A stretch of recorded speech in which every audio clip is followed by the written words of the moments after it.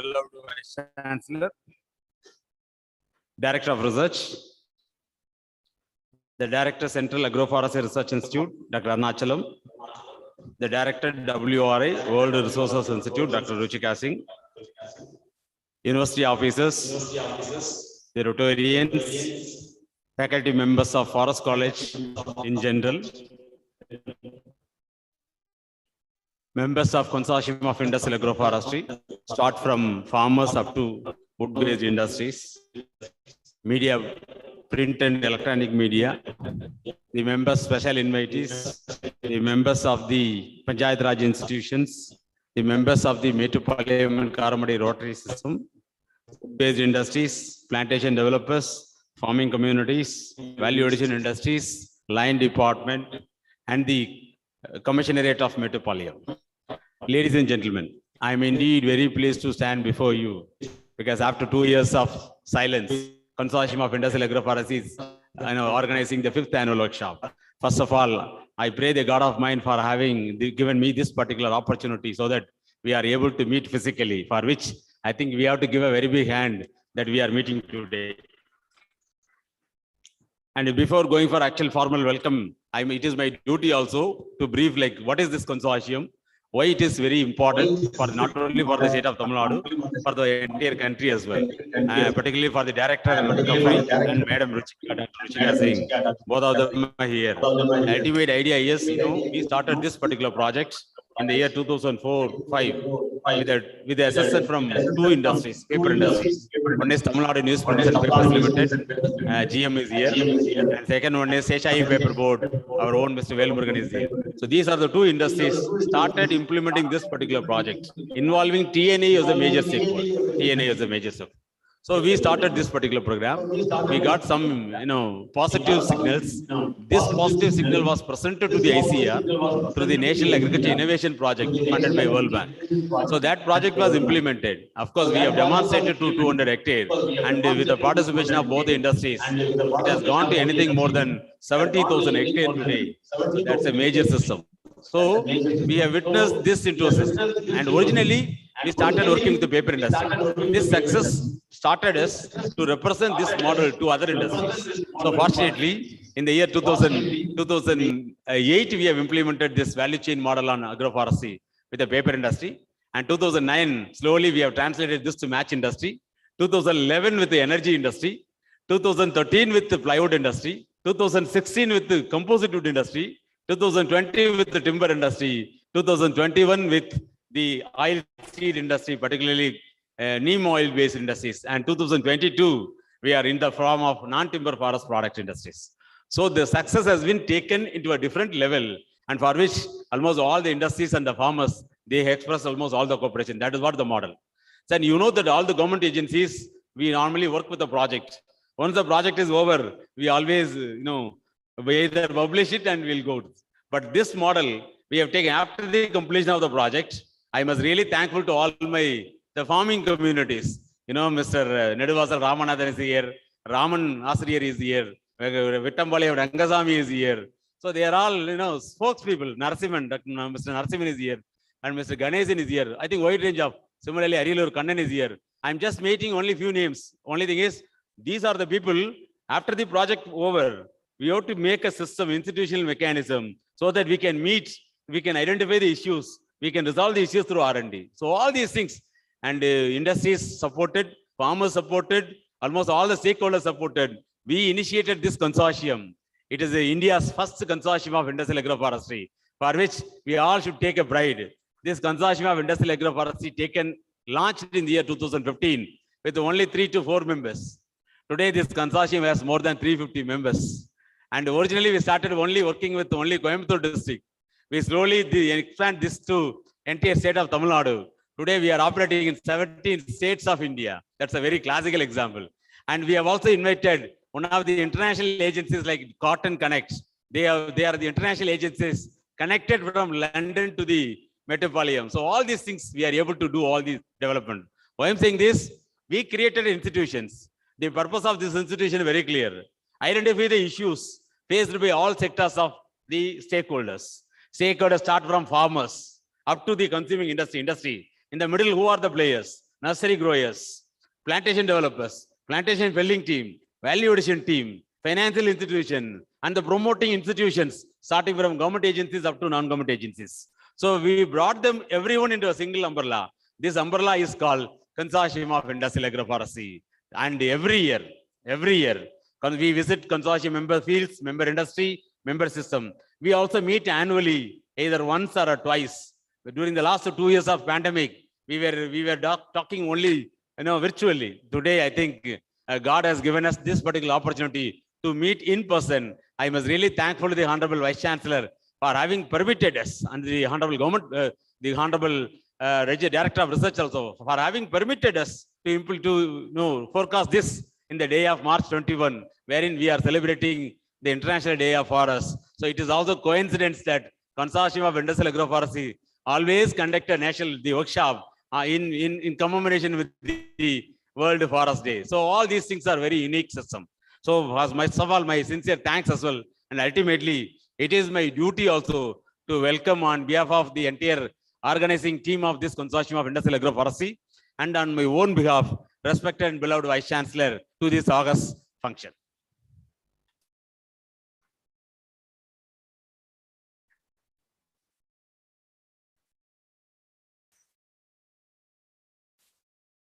It is also very important because normally this consortium needs university, because as I said earlier, we started this consortium implementation process in 2012, and 3 years it has taken 3 years. How to implement this in, particularly in the university existing system of university systems? Automatically, it is very important that during this process, the Directorate of Research in TNIU, they have played a vital role, particularly in framing the laws, how to implement this. Because it is not a trust, it is not a society, it is not a NGO, it is not a NGO, it is not a, but a research-based consortium.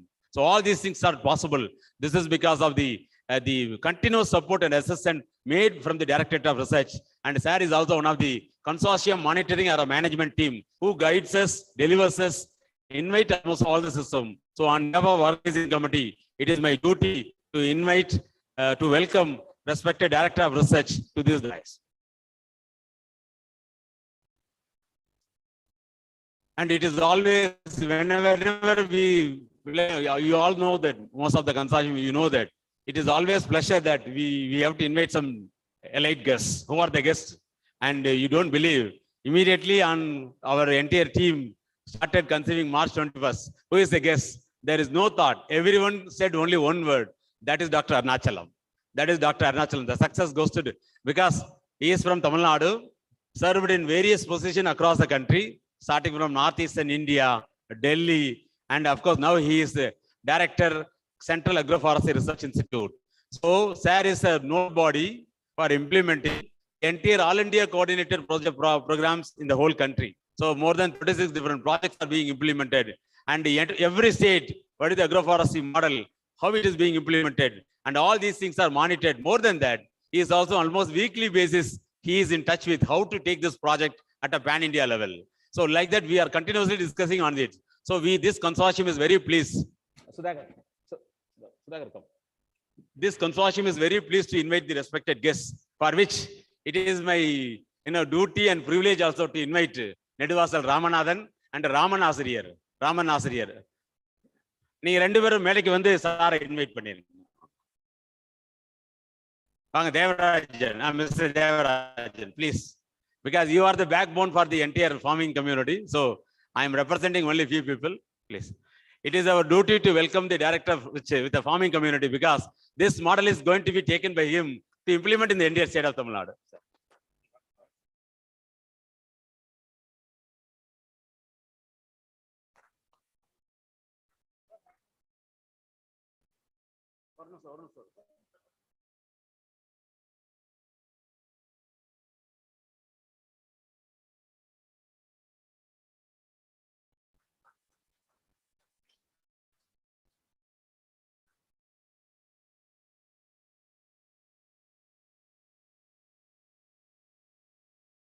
Thank you.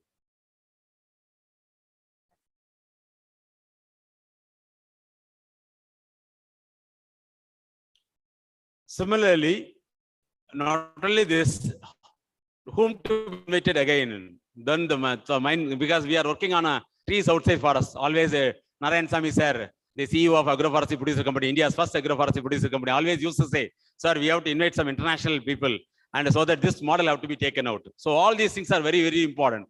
So definitely the mind came to us two organizations. One is CIAF, International Center for Research in Agroforestry, where we are going to be a partner to implement trees outside forestry project also. And second one is the WRA, World Resources Institute. Always, Dr. Ruchika Singh is always very, very positive with it.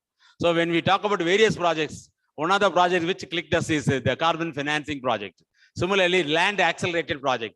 Make each and every land use system accelerative land use system or regenerative land use system.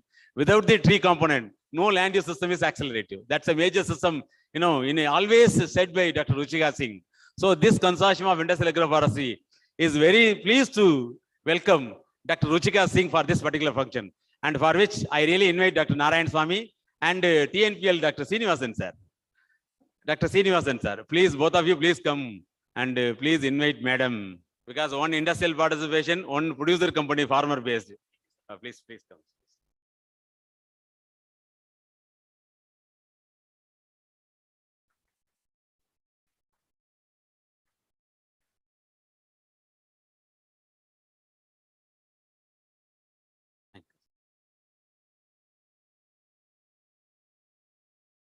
Thank you, sir. It is also immense because we have been talking about these things because Forest College is known for professional forest education. This institute in the whole country, we always claim that our students have excelled. Our students have excelled in almost all competitive examinations. The course was started in the year 1985 with the BSc Forestry as a mandatory system. And up to 1994, the course was really in a dilemma. And though we were the first batch, second batch, third batch, the success was not witnessed. But fortunately, Forest College and Research Institute students started the entering into the Indian Forest Service in 1994. As on today, more than 117 forestry students are selected in the Indian Forest Service examination, and they are serving across the country. And across the country, that is a very classical example. And some of them are scientists. Some of them are Forest Department range officers. Many of them are studying and doing job in outside the country. But there are few people who are doing business enterprises. And one of the successful business enterprise the Forest College has ever produced is Dharmendra Prabhu, Mr. Dharmendra, the managing director of VRD Foods. So he's a fourth batch BSc Forestry, started from this college. And after witnessing the unemployment status, so he has created employment opportunity. Now he is giving employment opportunity to more than 100 people. That's a very classical example. Now he wanted to introduce how far his professional expertise on forestry can be leveraged into the agriculture system. That is what Mr. Dharmendra Prabhu has expressed interest how to collaborate with the Forest College on a sustainable basis. So now this VRD Foods is working out of our agroforestry company. That agroforestry company is going to take a lead in the country, in the state of Tamil Nadu, particularly in southern part of Tamil Nadu, so that how to leverage agriculture with the forestry, for which I think the Forest College and Research Institute, the consortium of industrial agroforestry is very pleased, particularly to have a hand joined with VRD Foods, and for which our alumni, Mr. Dharmendra Prabhu, is expressed interest, and he is joining with the Forest College after long lull. He is going to travel with the entire consortium of industrial agroforestry in the coming years, for which I request one of the students working in CIAF paper board, Mr. Velmurugan, to please invite along with HODs, our HODs, please, our HODs, please join along with Velmurugan. Please invite Mr. Dharmendra Prabhu.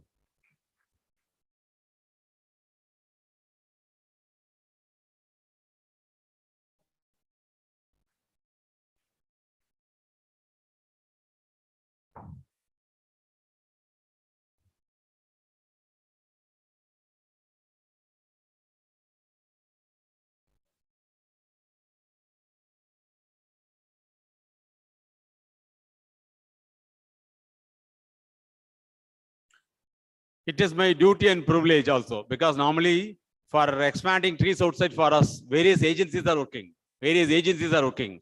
and several people, government, non-government, other categories.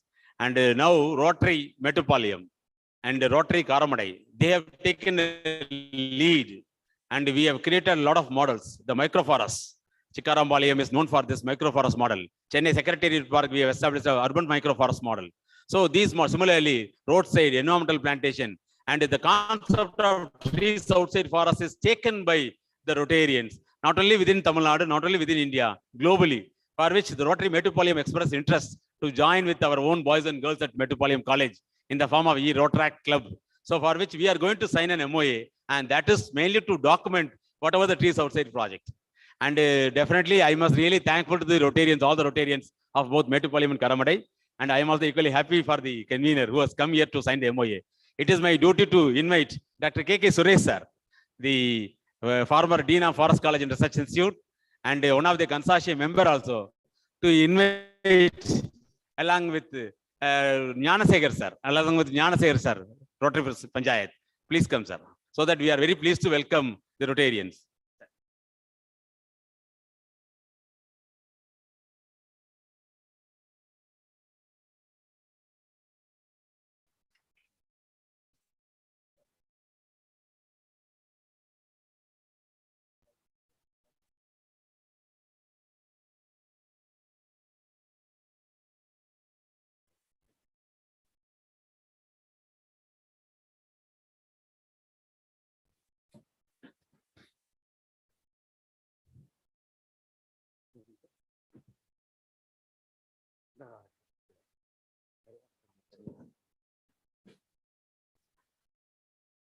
Simultaneously, because for all each and every development, it is demanded, because there is one university officers in TNIU who always take forest college as the first system.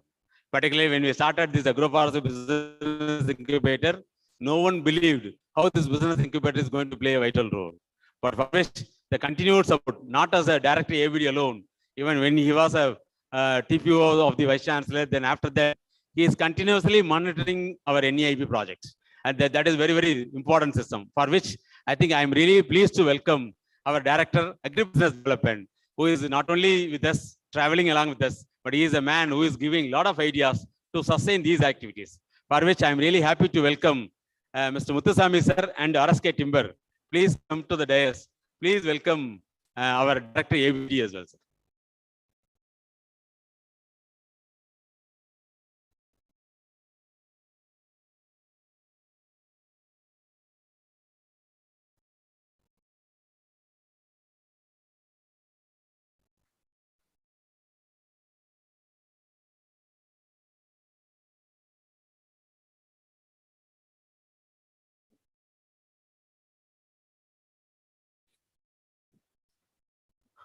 It is my duty also to welcome all our HODs, because you know that the technological intervention is not possible by a single unit or a single individual. It is also collective responsibility. So the Department of Tree Budding, the Department of Silviculture, the Department of Agroforestry, the Department of Forest Products, the Department of Sericulture, they are all taking into the technological upgradation. So on behalf of the entire consortium family, I am also equally happy to welcome all our HODs. And above all, the consortium success is because of you only. This is my privilege. The members of Consortium of Industrial Agroforestry, the members of Agroforestry Incubator, because without your participation, this success.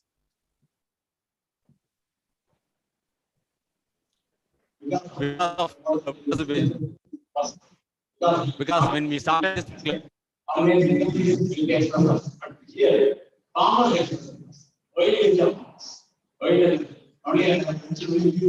but a wide range of farmers.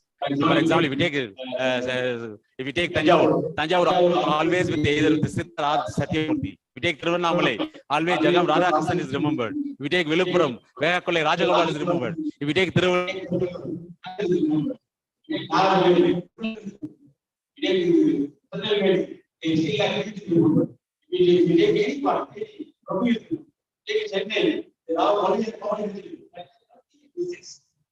each and every so, ladies and gentlemen, the university is very pleased to welcome all our consortium members. We started from farming community, language developers, nursery growers, medical students, value fruit, the line department, and all the family, all the members of the family of the first for which TNAU and TNAU organizing committee is very pleased to welcome you with a folded hands of welcome. And we'll give a very big hand because we have to appreciate our own.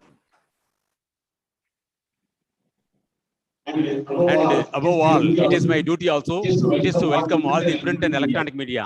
I must be really thankful to all these print and electronic media because they are the people who are taking the message to resolve the world. And this message has to be reached both in written form and also in the electronic form, for which their participation is very important.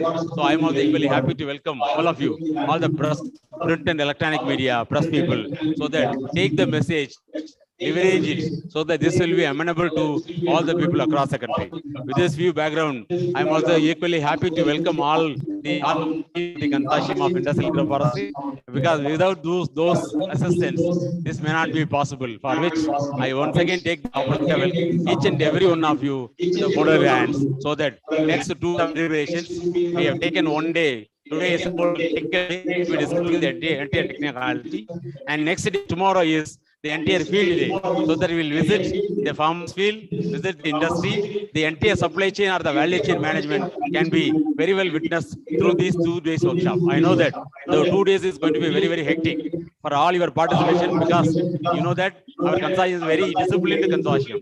We don't use cellular phone, that's one of the discipline. Similarly, we don't come late. These are the 2 important systems which I am witnessing for the last 7 years. Please do continue the same system so that we can play a vital role. We can exhibit that this consortium family is one of the unique family which can set an example not only for the state of Tamil Nadu but also entire country. With this background, I also take this opportunity of thanking the Vice Chancellor and the Director of Research for having permitted me to lead this consortium as a member of the consortium and also as a leader of the consortium, and for having permitted me to welcome all each and every gathering. Thank you very much. Thank you, sir, for your valuable insights about the program. On behalf of Team CIAF, it's a proud moment to greet our beloved Dean.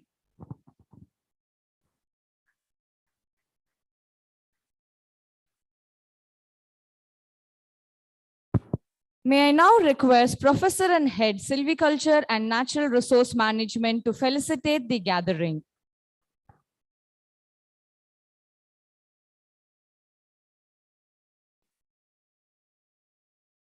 அனைவருக்கும் இனிய காலை வணக்கம். Very good morning to 1.5% here on the dais and off the dais. Respected Vice Chancellor in charge, our teacher, respected Director of Research and our guiding force, our good friend and the CAFRI Director, Dr. Arnachalam, the Director WRI, our Director ABD, members of Rotary Club, our own good friend and our junior and the respected board member, Mr. Dharmendra, all the members of Consortium of Industrial Agroforestry, industrial representatives, Mr. Srinivasan sir, my good friend, my classmate, Mr. Velmurugan, all the dignitaries, students, staff members, a very warm welcome and good morning to all of you. Both farmers are there and scientists are here. I don't know what to talk in English or Tamil, but there is one word that has connected all of us. That is tree planting. It is not tree planting. Hereafter, tree cultivation. Mara Sahubadi. In the அருமையான உலக வனதின நாளில் நம்ம எல்லாம் இணைத்திருக்கின்ற இந்த மர சாகுபடி திட்டத்தில் உங்களை எல்லாம் சந்திப்பதில் மிக பெருமை அடைகின்றேன். At this point of time, when the World Forest Day, the motto is, it is sustainable production and consumption. Probably if I remember for the past 10 years, all our objective was towards conservation. First time, the World Forest Day has working on sustainable production and consumption. Worldwide, there is a good demand. One simple example I am telling, we are importing about 200 million metric cube of roundwood alone, and our annual requirement is about 600 to 800 million metric cube for all wood purposes. And one thing, globally, if you take teak alone, 44% of the teak resource is in India, but we are the net importer of teak. We are the 5th largest country, 2nd largest population, and out of 348 million hectares of land, 150 million hectares are wastelands.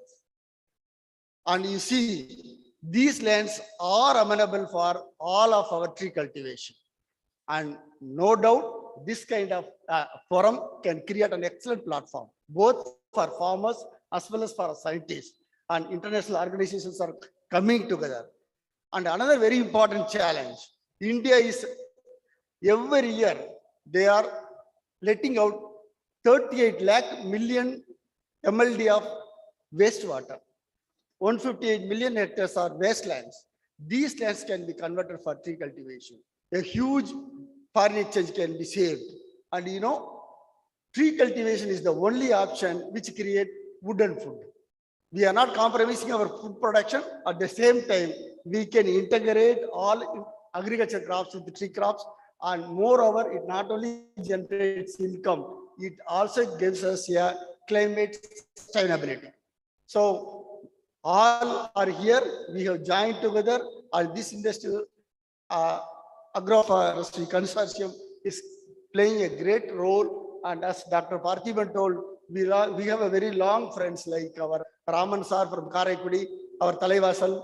All these people are traveling with us. Many now tree cultivation is taken in a different perspective. It has been taken as a commercial perspective. At the same time, as I already told, tree cultivation alone gives you the climate sustenance. Everybody is looking across the globe. Everybody is looking. Thanks to our state government, 33% of land has to be brought under tree cultivation. So government is coming forward. Of course, there are some challenges that government policies will help us, especially for the technology for the tree cultivation as well as for the marketing challenges. Many of the farmers are facing the problem of tree sale. Although we have lot of tree production sumoto by the farmers, விவசாயிகள் தனிப்பட்ட முறையில் வளர்த்த மரங்கள் இன்றைக்கு சந்தைக்கு விற்பனைக்காக ரெடியாக உள்ளது. அதனை நாம் சிறந்த முறையில் அட்ரஸ் பண்றதற்கு தகுந்த தொழில்நுட்பத்தையும் தகுந்த வாய்ப்பையும் ஏற்படுத்த வேண்டும். அதற்கான தருணங்கள் வந்து கொண்டிருக்கின்றன. At this moment, I would like to stress that we have to constantly work towards making our tree cultivation as a commercially viable option. Make tree cultivation as brown revolution. All revolution has come, except tree revolution has not yet come. Brown revolution has come, and that has helped for this country to make economically viable and become forestry tree cultivation as a main contributor for the economic development of the country. With these few words, there are many things to talk. I am really happy that the organizers have arranged a very beautiful meeting, and it is the 5th meeting. Sustaining such kind of activity in the government system is very difficult. Although we have a lot of constraints for the funds, because of the effort by our dean, things are moving very fast, and we got beautiful facilities. And our department and our college is always ready to work with the farmers and any tree cultivators, so that this country, this part of the country has to be prosperous in tree cultivation. For that, a huge land is available, technology is available. We will join together, make this platform as a wonderful platform. Maram valarpom, payan beruvom, sunalai kaapom. Thanks all of you for giving me the opportunity. Thank you very much. Thank you, sir.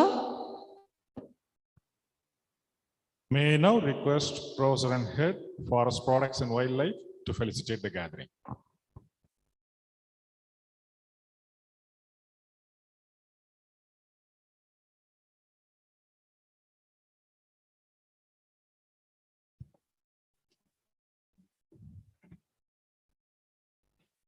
Respected Vice Chancellor of our university, respected Director of Research, respected Director, Central Agroforestry Research Institute, Mr. Dharmendra, Director of Mere Foods, Director, World Resources Institute, Madam, Director Agribusiness Development, our Dean Forestry, and President Rotary Club Karamadai, and all the delegates of this workshop.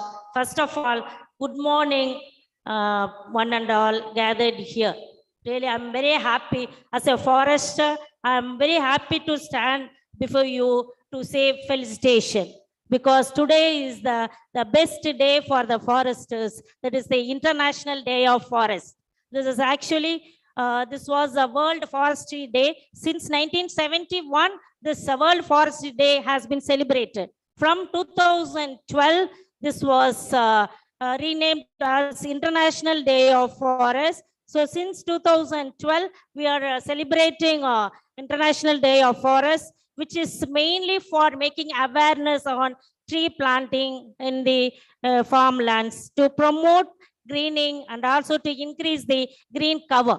So on this special day, we are celebrating a workshop that is a 5th annual workshop of Consortium of Industrial Agroforestry.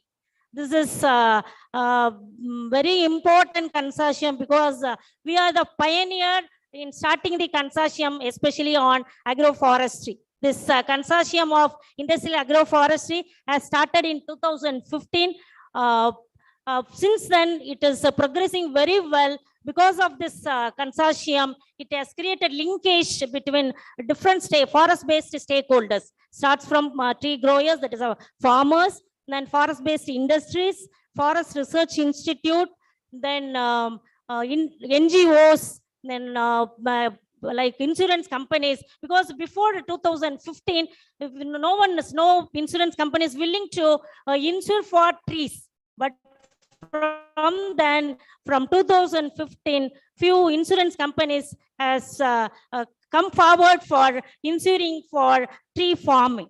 So this is the most important, because in nowadays we have got many schemes from state government and also from the central government. In central government, they have funded more than 500 crores and 1,000 crores in 2 schemes like Green India and then Submission on Agroforestry.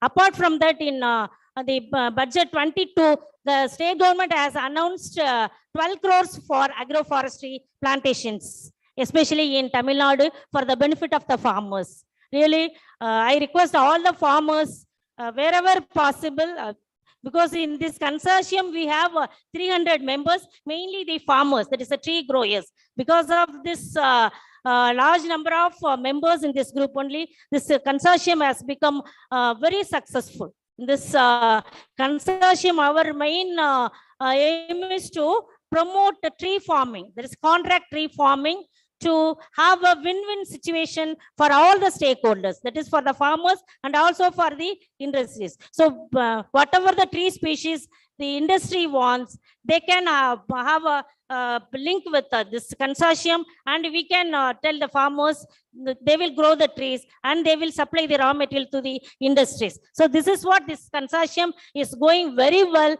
and it helping all the stakeholders. So in this context, this for starting this consortium, Dr. K.T. Parthiban, Dean of this college, is the key person. Along with him, we all have joined, including our Vice Chancellor. We all have joined in this consortium and making the consortium very successful.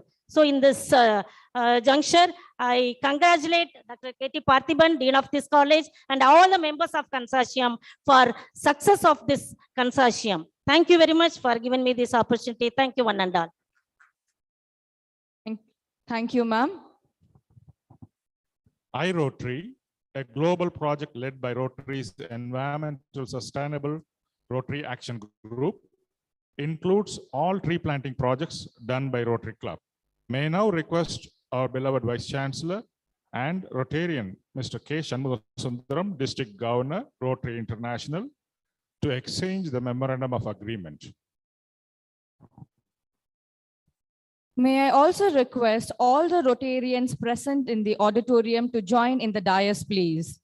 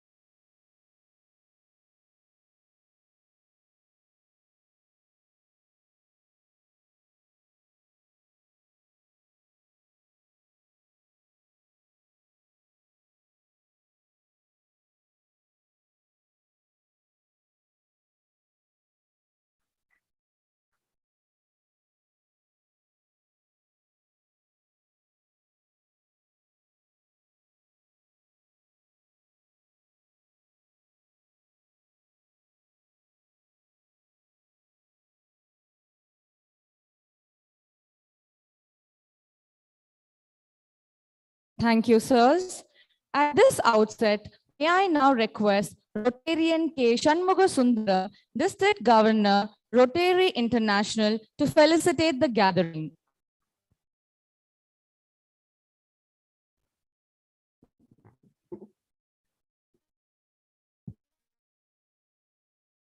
Good morning all.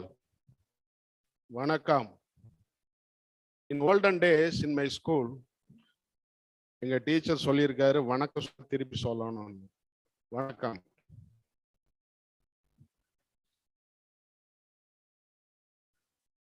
The really enthusiastic, very active Dean of Forest College, K.T. Parthiban, really wonderful service you are doing, sir. Dr. A.S. Krishnamurthy, Vice Chancellor, Tamil Nadu Agriculture University, Coimbatore, and Dr. A. Arunachalam, Director, CIAF, Jhansi, and Director of Research, Dr. K.S. Subramaniam, and Director, S.D. Shivakumar, the Director, World Resource Institute of India, Dr. Ruchika Singh, and board member V.R. Dharmendra, and Dr. Balasubramaniam, Professor and Head, and Dr. M.P. Divya, my Rotary colleagues. I bring you fraternal greetings from my district 3203 to all the dignitaries and on and off the dais, especially to Rotarians of Mettupalayam and Rotary President Mettupalayam, Assistant Governor Vijayagiri, and my beloved friend, President of Rotary Club of Karamati, Gnanasegaran. Today being the Forest Day, really it is a big opportunity for me to being in the Forest College in my life. Thank you, Dr. Parthiban. Today the environment is the new focus of area of Rotary International that made available from last year onwards. Previously we have 6 areas focus.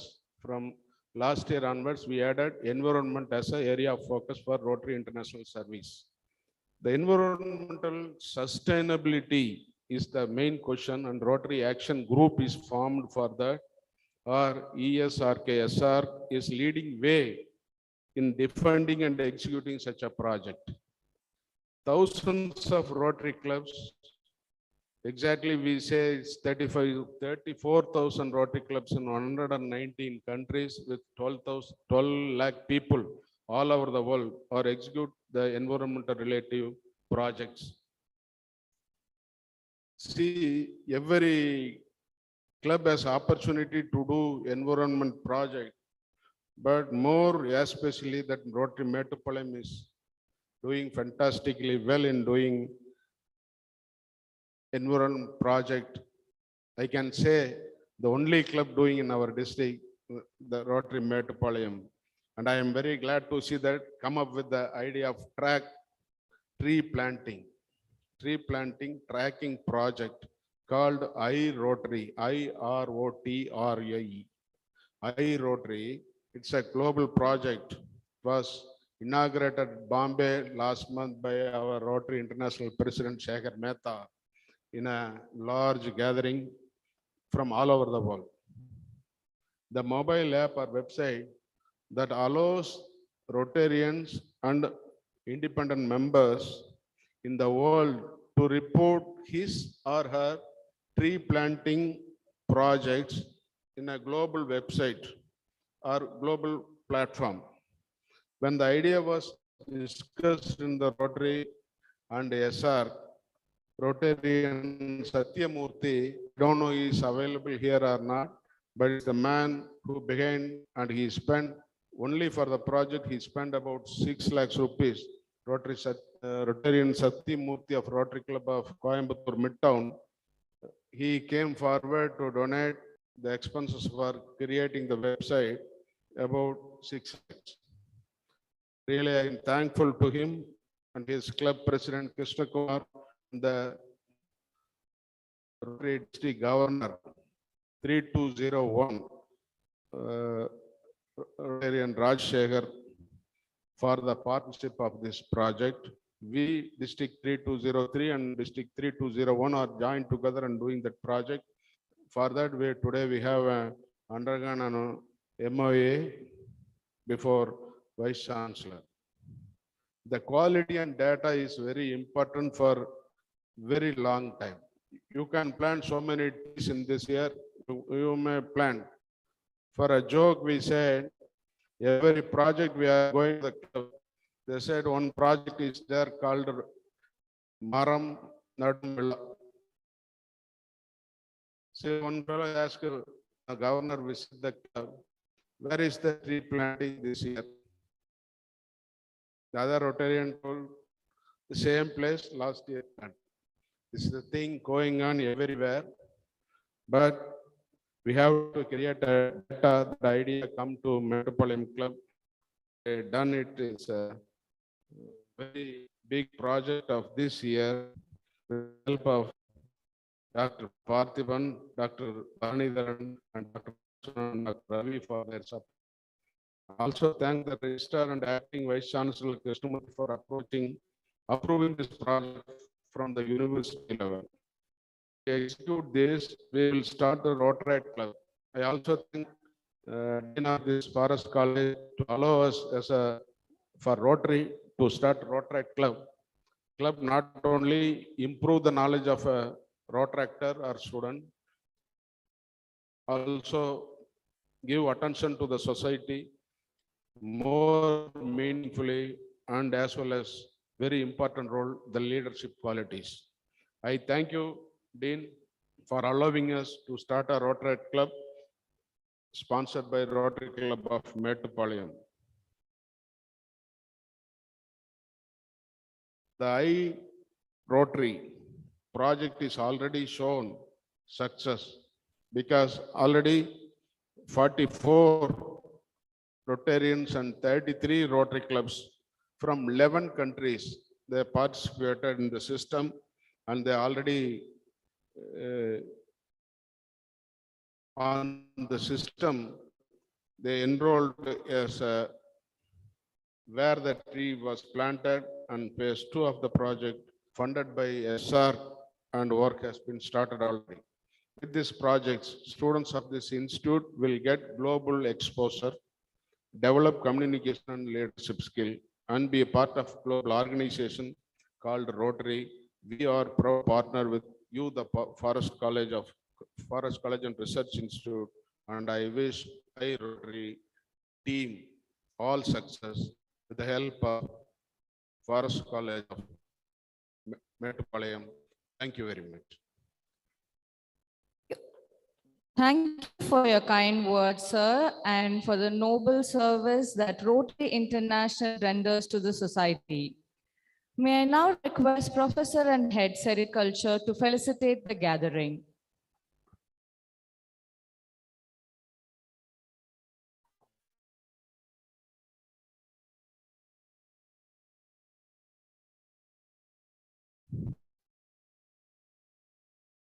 அனைவருக்கும் காலை வணக்கம். மேலும் இங்கு கூடிய அனைவருக்கும் சர்வதேச வனநாள் வாழ்த்துக்கள். Good morning to you one and all. My most respected Vice Chancellor, Director of Research, Director ABD, Director CAFRI, Director WRI, and our own board member, Shri Dharmendra Prabhu, and the most respected Rotarians, sir. Just I welcome you on behalf of Department of Sericulture as well. See, when I turn my head towards Dharmendra Prabhu, he was smiling and he was thinking how relevant his felicitation may be. See, after all, he is an entomologist turned sericulturist. but he has been invited. For your kind information, sir, my relation with the forestry dates back 2008-9, when Bhavan and Balasubramaniam started planting the Saimuruba plant at Adugarai. And because of heavy flood, a few were left. I have planted those at the TRRI railway station, ordinary railway station, till those Saimuruba plants are there, giving very much shade. That's my first association. Then we have evaluated different tree species suitable for flood inundation. Mr. Cherian knows that too at same Adugarai. There is a plot where always there will be water stagnation. So with TNPL, we have planted some 4 or 5 tree species. I think Cherian could remember now. Then in our welcome speech, participant told that 2015, this CIAF got only 3 or 4 and I think Dr. KTP sir remembers that I was the first member of CIAF. The HOD KVK Needhamagalam. So immediately I became a member after getting permission from the Vice Chancellor, because at that time itself,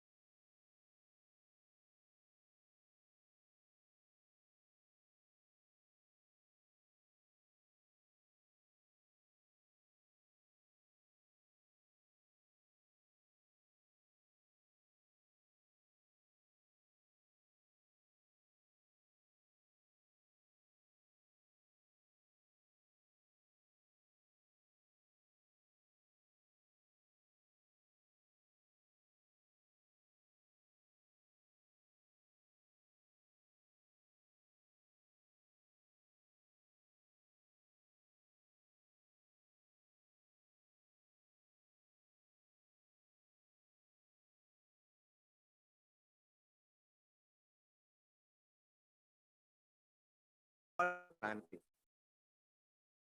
So that single PL4 is still there, and there is a line of poplar trees in front of KVK Needhamagalam. So that is my beginning with forest. And as far as sericulture is concerned, day by day, the area under mulberry is being declined because of some of the molecules linked to the cocoons. So our D gave us an idea. Why not we promote these mulberry plants as a best alternate for pulpwood trees? I think the pulp is around 55 to 60% recovery. I think our Dean will be explaining.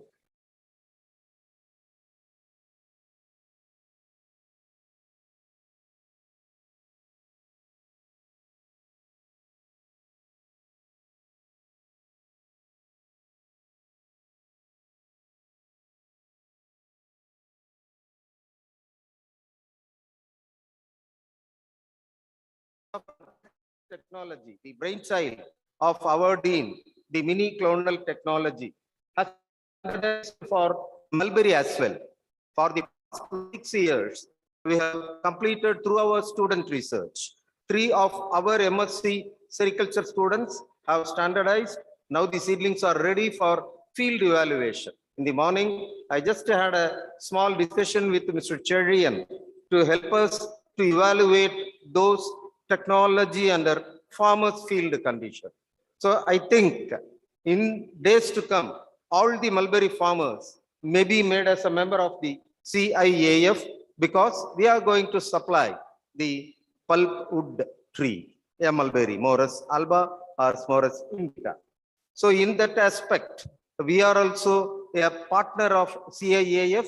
So it is the duty of the partner to felicitate வாழ்க வளமுடன் இந்த 2 நாட்கள் நிகழ்வு அனைவருக்கும் பயனுள்ளதாய் நிகழ எல்லாம் வல்ல இயற்கையையும் எல்லாம் வல்ல இறைவனையும் வேண்டி வாய்ப்பளித்தமைக்கு நன்றி கூறி அமர்கிறேன்.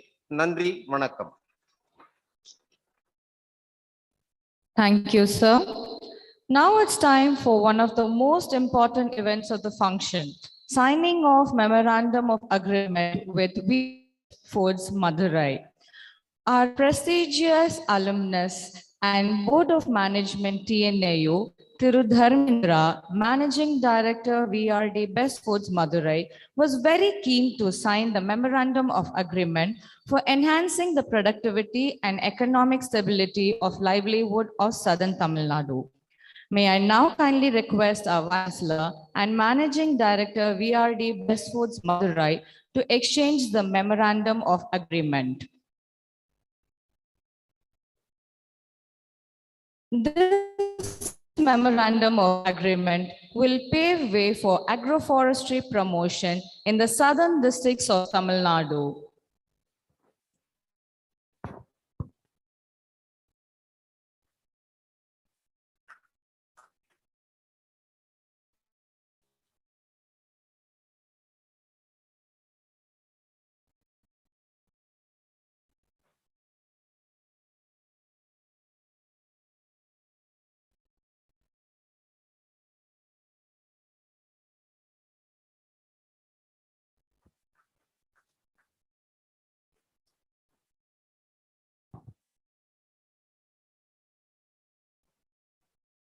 Thank you, sirs.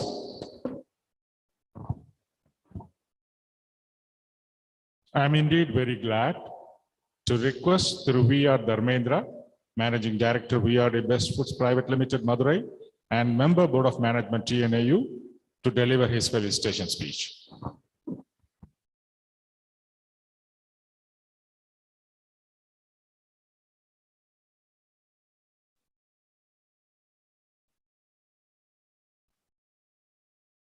Respected Vice Chancellor,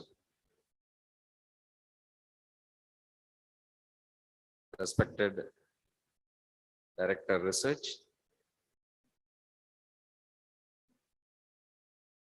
respected Chief Guest, respected Dean Forest College and Research Institute, Dr. K.T. Parthiban, who is the instrumental in this wonderful event. Respected Director, Old Research Institute, Old Resources Institute. Respected Director, ABD. Respected Governor, Rotary, Metropolitan. My respects to heads of departments, Dr. Balasubramaniam, Dr. Suresh, Shekhar sir, Ms. Divya, and my teacher sitting there, former Dean Suresh sir. And to all the dignitaries who are here and the students.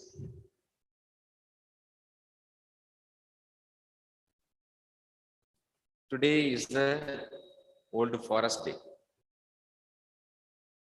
My greetings to all of you on this wonderful day for coming here to have a thought on how to promote forestry cover for the betterment of the world and the livelihood. I am very proud to be here, being an alumni of Forest College and Research Institute. I am the 4th batch of BSc Forestry.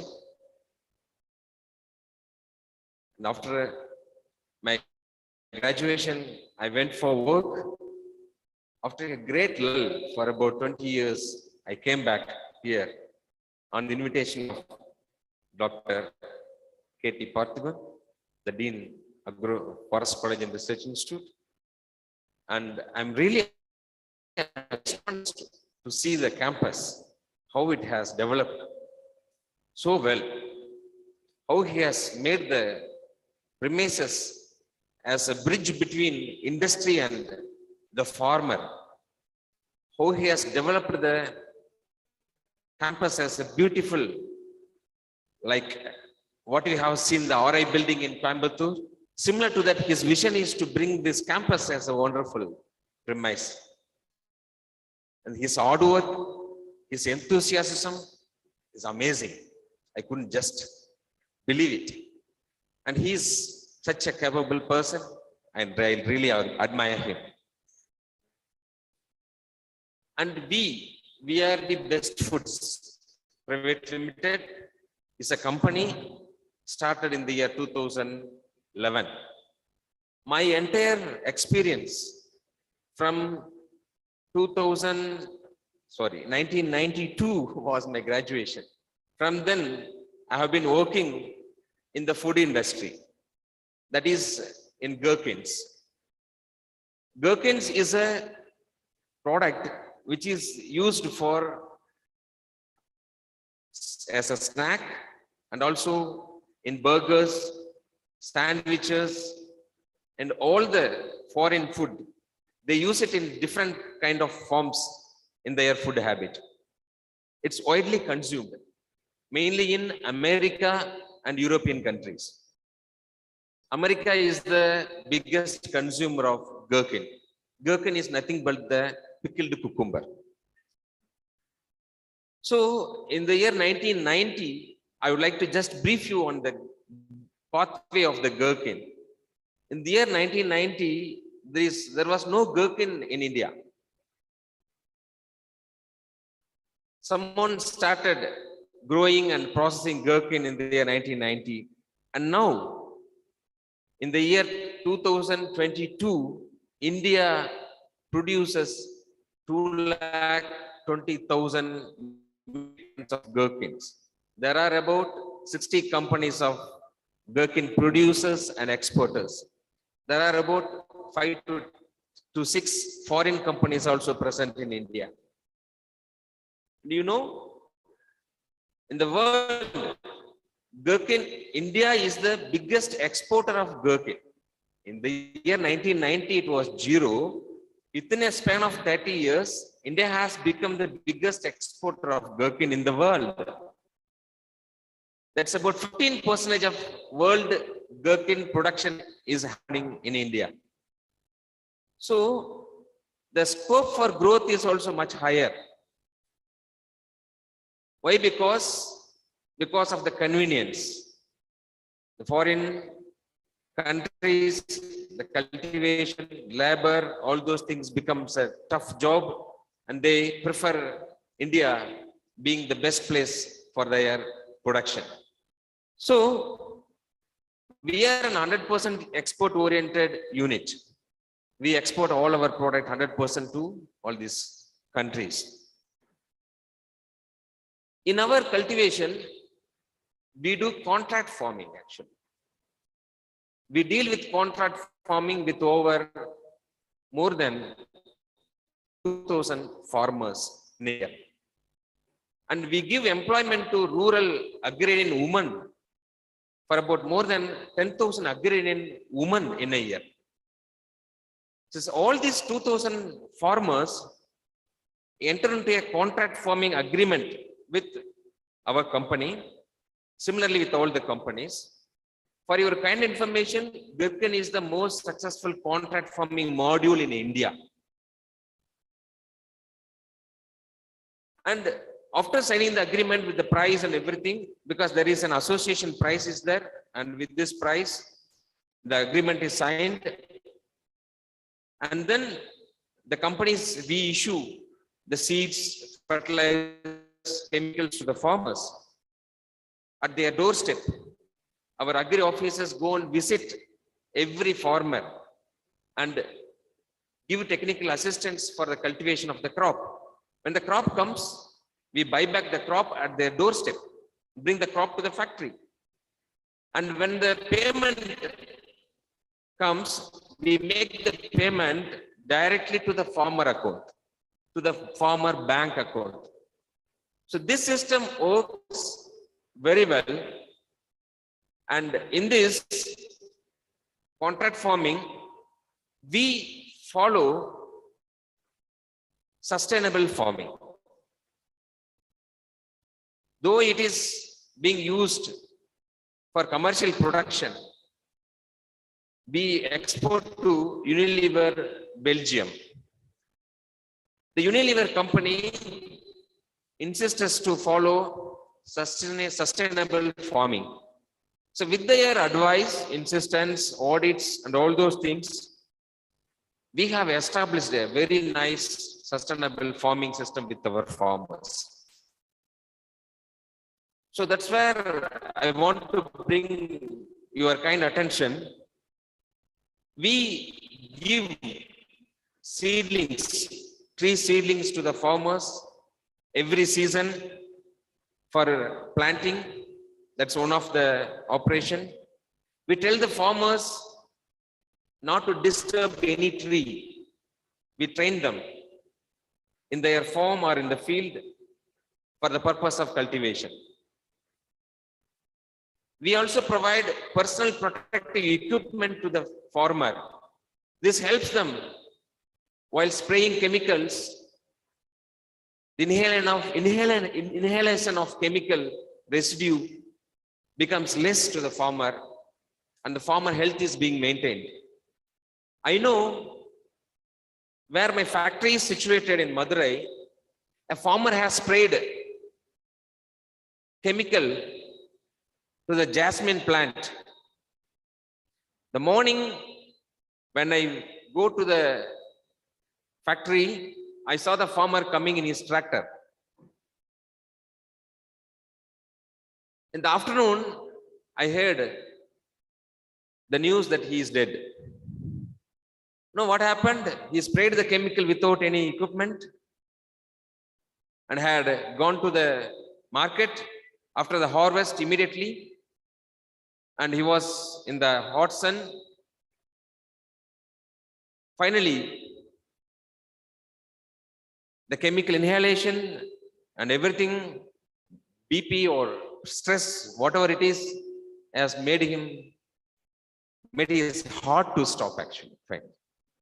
So this put me a thought to issue the personal protective equipment to all the farmers. While spraying, they have to compulsorily wear this personal protective equipment. And also we give training to all the farmers and their family and the kids upon how to handle the pesticide, particularly the pesticide cans, the pesticide sprayer, where to place it. It should be above the reach of the children, like that, above the reach of the domestic animals. And again, they have to, we insist the farmers and the ladies over there, the pregnant women should not enter into the fields. We don't encourage children to work in the fields. So these are all the few points which helps them to develop their overall well-being. And we train the farmers on composting their waste material for their own fields as an organic manure. We don't encourage farmers for burning any farm residue. Instead, we ask them to use it for their own composting. Finally, we give casuarina poles to the farmers. We discourage farmers cutting the trees for the staking or trellising. Our plant needs to be trellised or staked. We buy the casuarina poles from the market and we give them. You know, every farmer requires about 10 tons of casuarina poles. Our consumption alone is about, for our own farmers, it's about 10,000 metric tons of casuarina poles. In a season, in a year, it is roughly 20,000 tons of casuarina poles. For the entire requirement of our industry, I mean the 40 to 50 companies, 50, 60 companies that are in the industry, the overall requirement is about 1 million tons of casuarina poles in a year.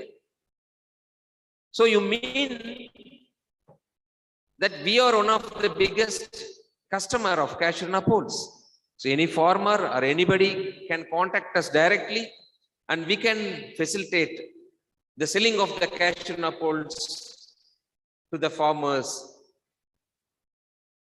So in a way, we are associated with sustainable farming.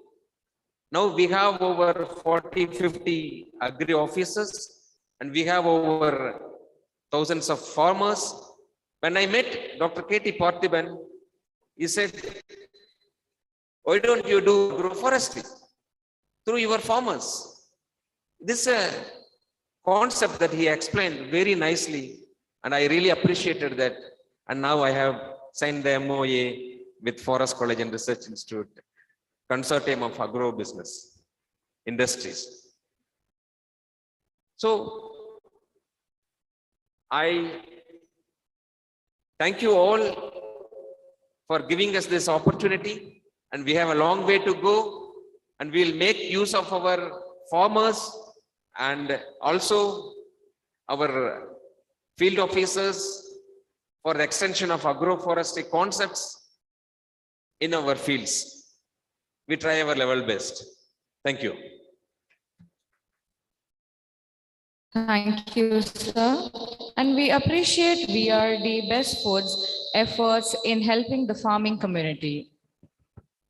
World Resources Institute is a global research organization which works with governments, multilateral institutions, and civil society groups to develop practical solutions for people's livelihood improvement. Dr. Ruchika Singh, Director, World Resources Institute, India, leads the Sustainable Landscapes and Restoration Program in India. It's a proud moment for FCNRI for inking this Memorandum of Agreement with World Resources Institute, India towards carbon financing. May I now request our Vice Chancellor and Director, World Resources Institute to exchange the MOA.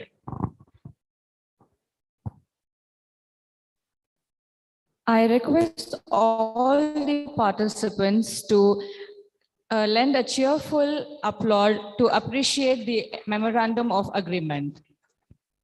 This MOA marks a significant journey towards greening India and will be instrumental to attain 33% of green cover in India by 2030.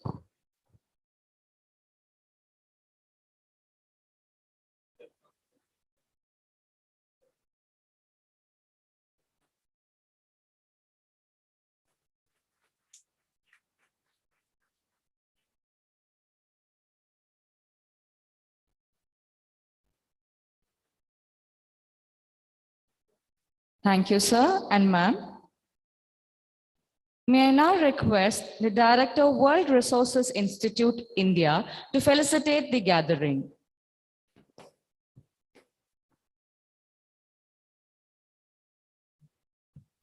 Good morning, everyone.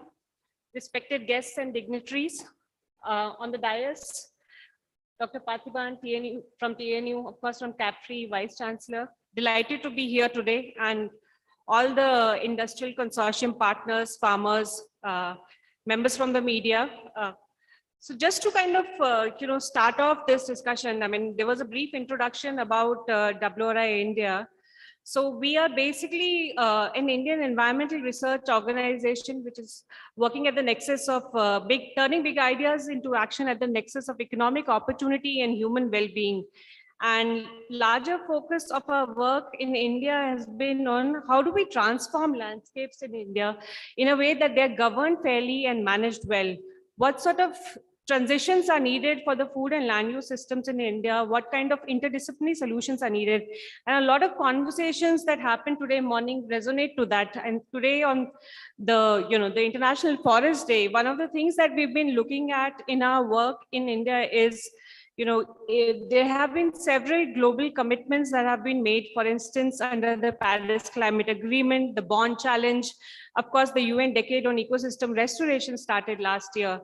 Now, all of these commitments, if they need to be realized, we need to sort of develop very strong and robust pathways of how do we plan for landscape restoration, which takes into consideration issues of social equity, issues of livelihoods, and delighted to hear from the guests who were speaking before that a lot of emphasis on farmer incomes and improving rural livelihoods. And that's something which we are also very strongly believe in and part of the processes that we've set in place. One of the things I think which was mentioned initially was if India has to meet its commitment, there is a need to develop these larger sort of restoration plans. Our own sort of assessment at WRI India indicates that there's a potential for forest protection and landscape restoration in more than 100 million hectares. But of course, the question that arises is how do we do it right? How do we develop those inclusive restoration plans that take into consideration what kind of restoration interventions, for instance, agroforestry. Now, where do you do agroforestry? How do you do it?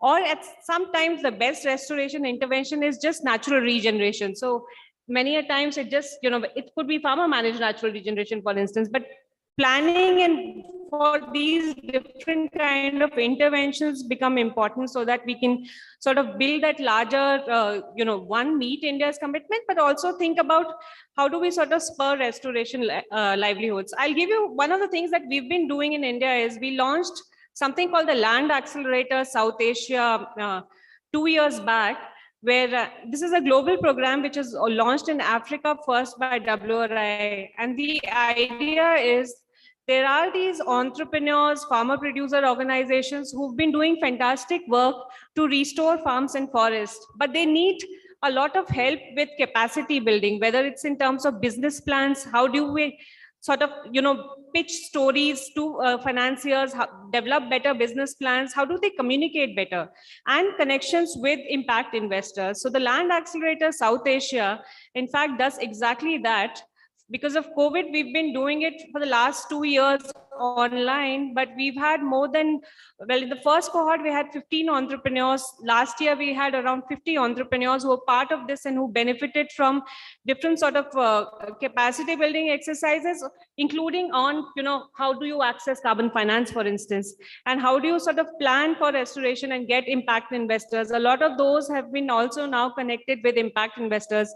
And the industrial agroforestry, the incubator here is interesting. Last year, 2 of your participants from there, in fact, were part of the Land Accelerator as well. So as part of this MOU, we are really looking forward to working together closely with Dr. Parthiban to see how we have a common vision and goal around landscape restoration, but how do we sort of, what are the key research questions that we need to address together? So developing some of those together, but also planning around whether it's capacity building, jointly doing fundraising together. Sometimes it's about just developing those communication strategies.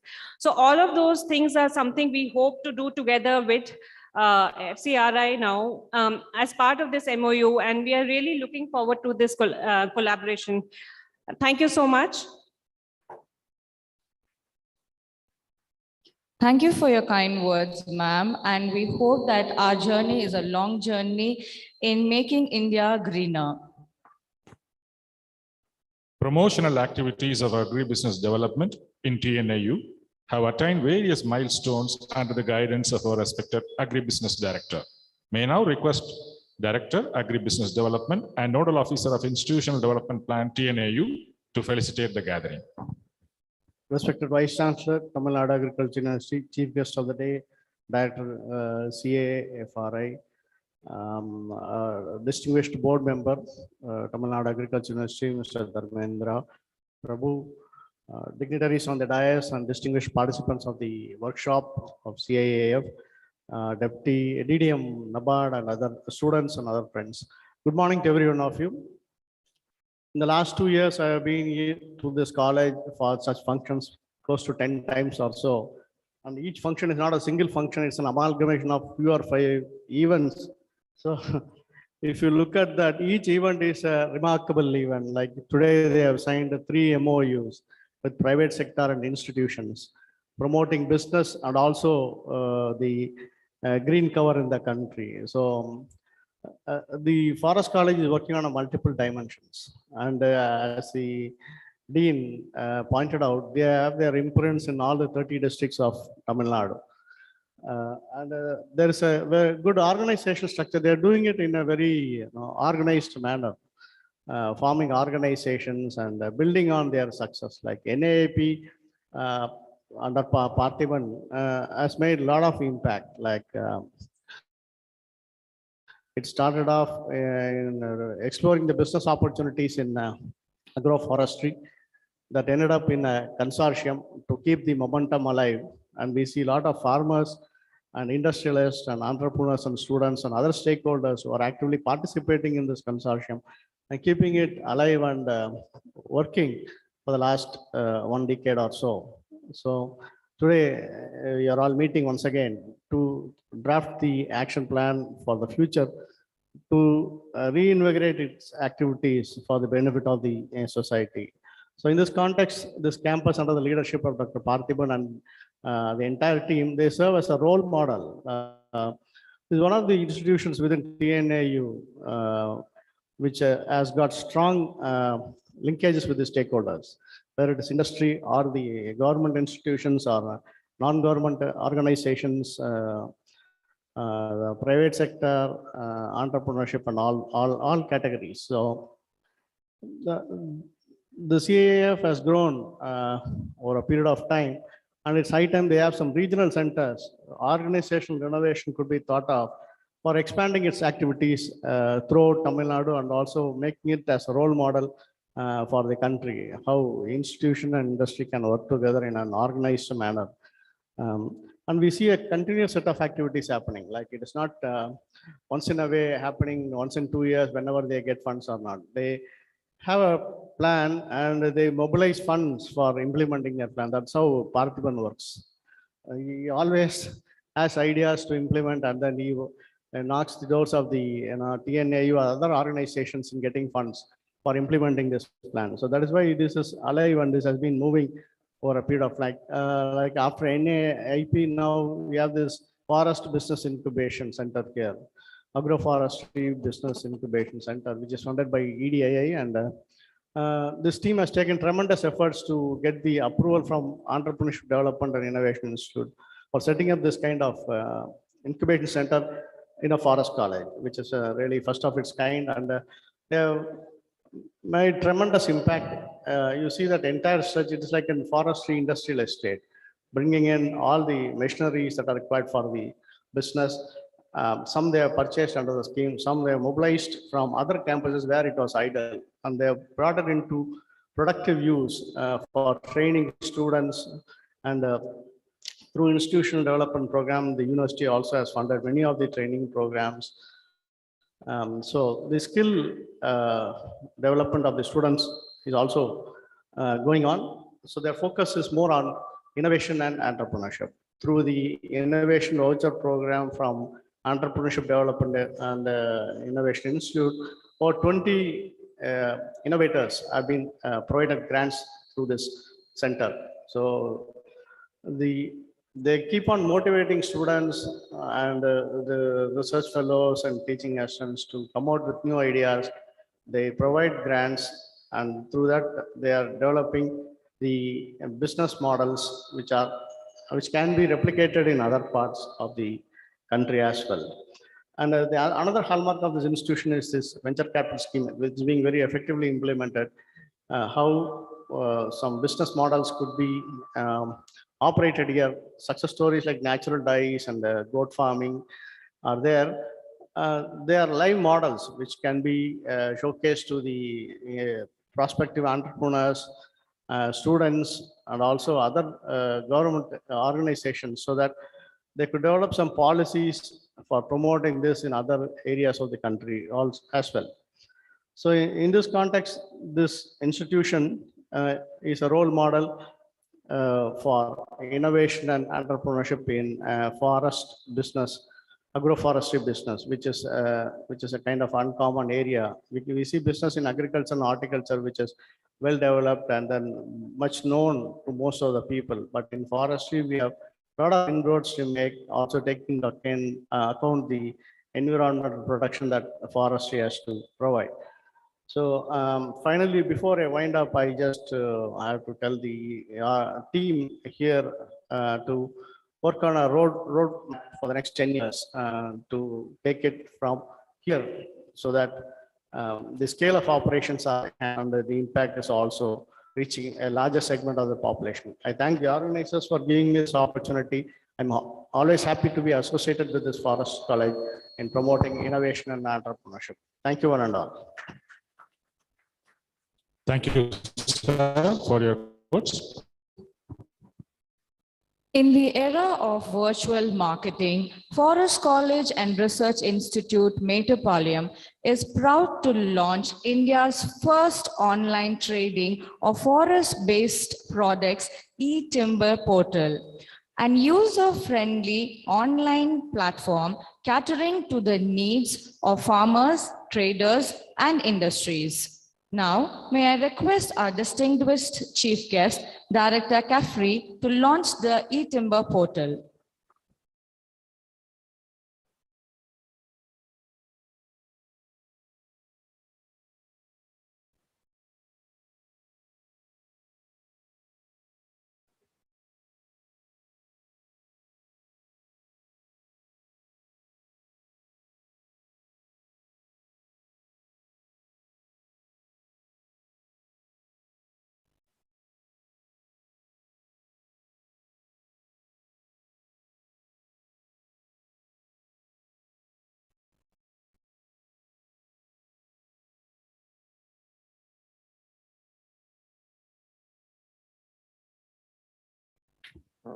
This is a first time timber market. ஆன்லைன்ல timber market. எந்த விவசாயிகள் மரம் வச்சிருந்தாலும் அந்த மரம் என்ன வச்சிருக்கோம், என்ன வால்யூம் வச்சிருக்கோம்னு சொல்லி என்ட்ரி பண்ணிடலாம். இல்ல கன்சியூமிங் இண்டஸ்ட்ரீஸ் எல்லாருமே வந்துருவாங்க. எந்த இண்டஸ்ட்ரிக்கு என்ன தேவையோ அந்த இண்டிவிஜுவல் ஃபார்மரை டைரக்டா கான்டாக்ட் பண்ணிப்பாங்க. ஸோ ஒரு ப்ராடக்ட்டுக்கு ஒரு 10 விதமான மார்க்கெட்டுக்கு ஸ்கோப் இருக்கு. உங்களுக்கு நல்ல மார்க்கெட் கிடைக்கக்கூடிய வாய்ப்புகள் நிறைய இருக்கு. இதை பத்தி நம்ம கன்சார்ஷியம் விவசாயிகளுக்கு முதல்ல பயிற்சி கொடுக்க போறோம். அடுத்த ஒரு மாதத்தில் இதை எப்படி பண்ணலாம் எல்லாத்தையும் நாங்களே பதிவு பண்ணி கொடுத்துருவோம். இதை அப்படியே அடுத்த விவசாயிகளுக்கு நீங்க எடுத்துட்டு போற பட்சத்துல உண்மையிலேயே ஆன்லைன் டிம்பர் மார்க்கெட்ல இப்ப நிறைய பேர் ஒருத்தர் பணம் கேட்டு போயிடுறாங்க, வரமாட்டேன்றாங்க, நிறைய கம்ப்ளைண்ட் சொல்றாங்க. இதை எலிமினேட் பண்றதுக்கு, மிடில் மேனை எடுத்துறதுக்கு, நேரா இண்டஸ்ட்ரி விவசாயிகள் டைரக்டா சேர்க்கறதுக்காகவே இந்த ஆன்லைன் இ போர்ட்டலை கிரியேட் பண்ணியிருக்கோம். இதை நீங்க எவ்வளவு தூரம் பார்ட்டிசிபேட் பண்றீங்களோ அதற்கப்புறம் தான் ஒரு நல்ல ஸ்கோப் இதை எடுத்துட்டு போக முடியும். இதை ஒரு அட்டெம்ப்டுக்காக பண்றோம். அடுத்த 1 இயர் ஏற்கனவே இதை எப்படி யூஸ் பண்றாங்கன்னு பார்த்துட்டு அங்க நம்ம சோ தட் ஒரு மார்க்கெட்டை நம்பி இல்லாம ஒரு பல்வேறு விதமான மார்க்கெட் கொண்டு வர முடியுமா அப்படின்னு சொல்லி ஒரு 3 மந்த்ஸா லாஸ்ட் இயர் கன்சார்ஷியம் ஒர்க் ஷாப்ல எல்லாரும் சொன்னேன். இதை நம்ம ஒரு டிரான்ஸ்பரன்சி கொண்டு வர முடியும், அதற்காகவே உருவாக்கப்பட்டது. இதை நிறைய பயன்படுத்த வேண்டிய வாய்ப்புகள் நிறைய இருக்கு என்று கூறிக்கொண்டு ப்ளீஸ் கோ ஹெட்.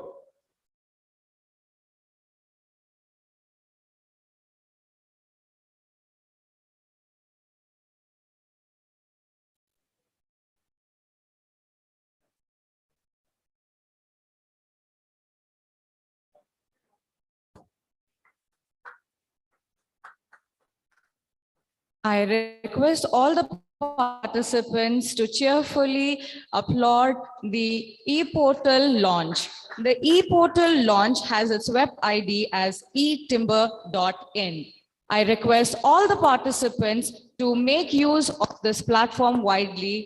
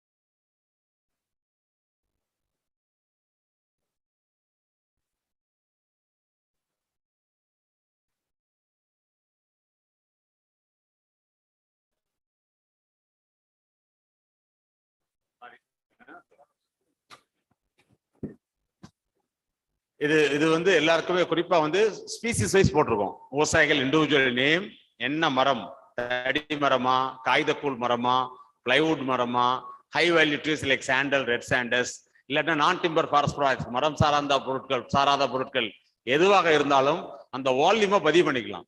இது உங்களுக்கும் கன்சியூமருக்கும் இடையில மட்டும்தான் டிஸ்கஷன் நடக்கும். வேற யாருமே இதை பார்க்க முடியாது அந்த போர்ட்டலுக்குள்ள. ஸோ அதனால கான்ஃபிடென்ஷியாலிட்டி மெயின்டைன் பண்ணும். ஸோ ட்ரேடர் வந்து உங்களை பயன்படுத்தாம அதுக்குள்ள ஆப் எல்லாம் நிறைய பண்ணிட்டு இருக்கோம். இது ஃபர்தரா இது சம்பந்தமான டைரக்ட் ட்ரைனிங் உங்களுக்கு கொடுப்போம். அப்போ கொடுக்குறப்ப it will be very very useful. இதுல இப்பயே பதிவு பண்ணி வச்சுக்கலாம். So that within another 25 to 30 days online போர்ட்டல்ல ரெஜிஸ்ட்ரேஷனுக்காகவே we are going to call you. Particular குரோயர்ஸை தனியாகவும் கன்சியூமர்ஸை தனியாகவும் கூப்பிட போறோம். ஸோ தட் இந்த போர்ட்டலை வந்து எல்லாருமே பயன்படுத்தி உங்களுக்கு தெரிஞ்ச விவசாயிகள் எல்லாத்தையுமே இதுல கொண்டு வந்தீங்கன்னா இது ஒரு நல்ல ஸ்கோப் இருக்கும். மொபைல் ஆப் மாதிரி கொண்டு வரும். நீங்க கம்ப்யூட்டருக்கெல்லாம் போக தேவையில்லை. உழவன் செயலி மாதிரியே இது மொபைல் ஆப்ல வந்துடும், இ போர்ட்டல். ஸோ உங்க மொபைல்ல வச்சுட்டு எல்லாருமே இன்னைக்கு ஆண்ட்ராய்டு வச்சிருக்கோம். ஆண்ட்ராய்ட்லேயே எல்லாத்தையுமே you can upload it everything. இதுல வந்து நிறைய இஷ்யூஸ் வரும். அதெல்லாம் நம்ம அடுத்த down the line another 3 to 6 months we can resolve all the issues. We have hired a consultant. We have a business incubator to take care of the whole issues. Agroforestry business incubatorல இது ஒரு பெரிய program அதை கொண்டு போறோம். Maybe down the line another 1 to 3 years we can involve all the producers and all the consumers so that transparency in market can be ensured. Thank you everyone. Thank you, sir. Our Director of Research is a scientist for excellence in the field of nanotechnology. May I now request our Director of Research to felicitate the gathering. Good morning to all of you. Respected Vice Chancellor of Tamil Nadu Agriculture University, Dean Parthiban F. Metupalayam, Director CAFRI, Jansi, Director World Resources Institute of India, New Delhi, Dr. Rusha Singh, the other dignitaries, Mr. Dharmendra, VRD Food, and the Board of Management member of Board of Management, Mr. Shanmuga Sundaram, the HODs, dignitaries on the dais, off the dais, industries, students, and faculties. It is one of the greatest moments for Tamil Nadu Agriculture University to do this type of program, which matches, fulfills the requirement of almost all spectrum of people of the state. Recently, you all aware of Tamil Nadu Agri budget, in which many of the things said in the budget has been pronounced in this particular forum. I find this is very important platform for the university as well the state government for taking message from this event. And first of all, I have to congratulate Dr. Parthiban and his team for his excellent work in this particular college. We have been seeing this college for the past 30 years as a research station. Now it is a college. The past 3 or 5 years, it has improved a lot. Several things we learned from this particular college, for which my salute, my compliments to the Dean of Forest College, Metupalayam, as well the faculty members. I said there are messages for different spectrum of people. First of all, I attended several meetings with the farmers of the state, and the state government set the budget for the year 22-23. I find it is very relevant to pronounce that you are serving the state government. The state government is interested to extend the area under cropping 12.5 hectare in the next 10 years, for which forestry is going to be an important constituent. I find all the partnering in this particular event will help us in extending area under cultivation involving forest, particularly southern districts, which is hardly 3 to 4 months crop. Rest of the period is going to be vacant. I think forest, whatever the species suitable for southern zone would be very appropriate. So it will be helpful for the state to have a green cover. We can have alley cropping, the forest trees, and in between the crops can be cultivated. So I find it is very appropriate for the policymaker to make a note of this. And forestry cannot exist by itself. It should be supplemented or with several other entrepreneurship. As Dr. Cholan was saying about sericulture, those things can be integrated into the system so that it would be sustainable. Secondly, I find it is very important even for the professionals like faculties and scientists. It's a very good opportunity. This is a platform in which the research is taken to the field. And there are several researches have been done. The models developed by this forest college can be to the large extent. So whatever the multifunctional forestry they have, they demonstrated in the college that can go beyond the boundaries of the college and it can go to that level. Currently, there is a need. There are several people looking for forests for help, particularly with COVID-19. People are looking for therapeutic forests. People are looking for Miyawaki forest, oxygen park. So many development has happened in the past few years, and certainly forestry has a very big role to play in this particular contest. Thirdly, the promoters of forestry. I think it is a very novel idea that there is a portal has been launched in which all the promoters can log in, the farmers, the promoters, scientists, everybody can be on board so that the forestry can reach the unreached. And this is a dream project. In fact, I was asking our agri folks to start agrizon.com. I think ahead of agriculture, the forestry come into the picture. They already opened the portal.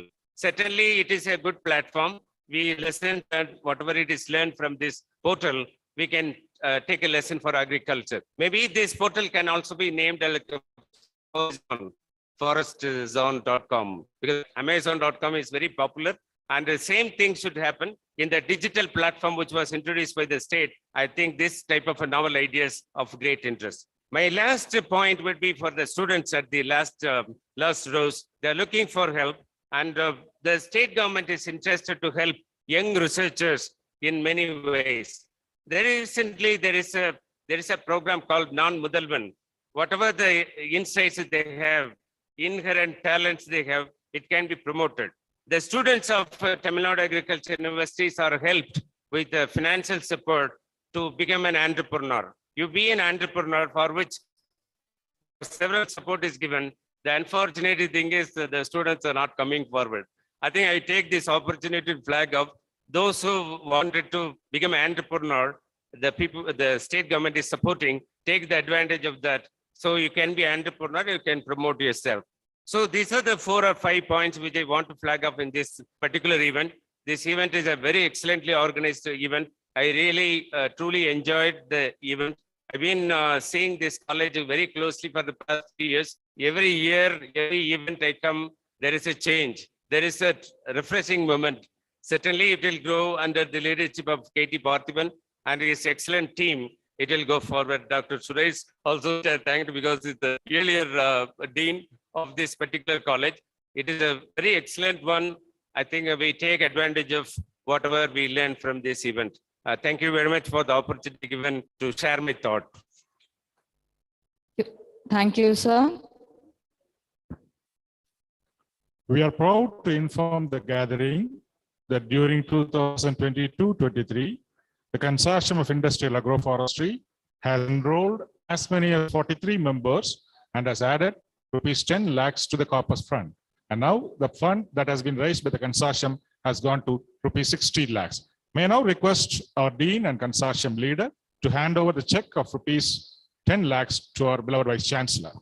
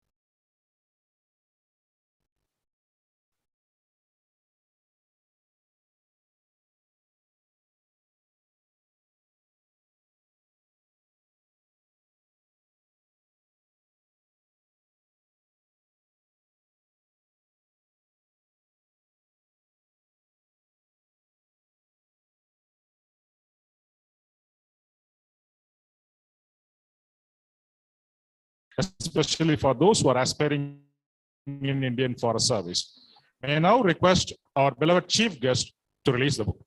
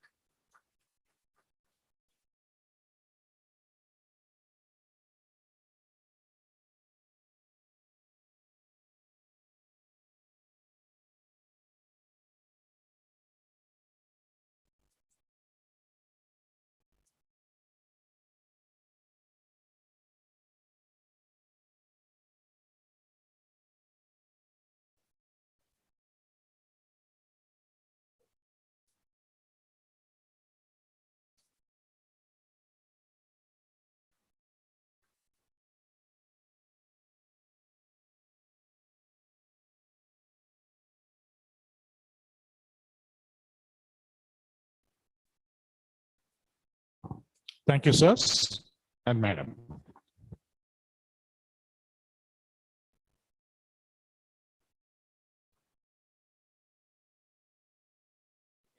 Dr. A. Arunachalam, Director ICR, Central Agroforestry Research Institute, Jhansi, is the chief guest of this workshop. We are glad to have your august presence today, sir. Our chief guest of today is the recipient of many meritorious and prestigious awards, which includes Bharat Jyoti Puraskar, Best Indian Global Personalities by several professional organizations. Now, may I request the Director, CIAF, Jhansi, to deliver the chief guest address.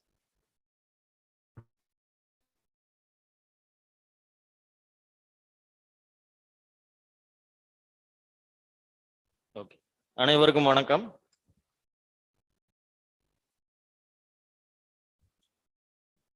I must begin with heartfelt thanks to the entire organizing team of today's function for having roped me into this consortia of industrial agroforestry platform, which is not only a pioneering activity of its kind in the country, but it is also making an impact on the ground, making every Tamilian proud outside Tamil Nadu, narrating the story of this success, which emanated from this campus of FCRI. So all those who are involved with this campus in particular, and Tamil Nadu Agricultural University in general, deserve equal appreciation to have brought this CIAF to the next level. And as a student of forestry and as an individual who have worked in Indian Council of Agricultural Research for a decade or so, I have been hearing about this consortia right from the National Agricultural Innovation Project days, which started in 2003-04. And since that, challenging times have passed. A decade of hard work have transformed this innovative thinking into an institution in 2014. So that's such a great deal of effort has gone of individuals associated, not only by founder member like Dr. Cholan when he narrated as part of his incumbency into this CIAF. It's a whole lot of teamwork which have gone into this whole set of package which is given to the public, which is a matter of pride, not only for the discipline agroforestry, but also for the farmers who can directly deal with industries in a manner which they can always make it a profitable venture. I must first ask how many people believe in this August gathering that you have evolved from forest, you have come out of forest. How many people believe? Raise your hands if you believe that you have evolved from forest, or if you have any confusion on that, then I must clarify it that you all come out of forest only. And so by birth in this planet Earth, although we have completely run out of time and space from the nature's perspectives, but we have all are the output of nature's evolution, and that too right from the thickly vegetated area which we designate as forest. It is far rest of human beings. That is forest. And so we are naturally foresters by birth. And after having born in this planet, the theory of survival comes into the picture. And so you start producing food for yourself. And so the first form of forest farm interface kicks in, which we always proudly call it as the farm forestry or agroforestry or shifting cultivation, whatever you say, it is all forest farm interface. And then we still moved out of that forest area, came far away from the forest, did agriculture, and we are proud of having the food secure nation in this world. Now, all these things have happened not in a matter of years, but in thousands of years it has happened.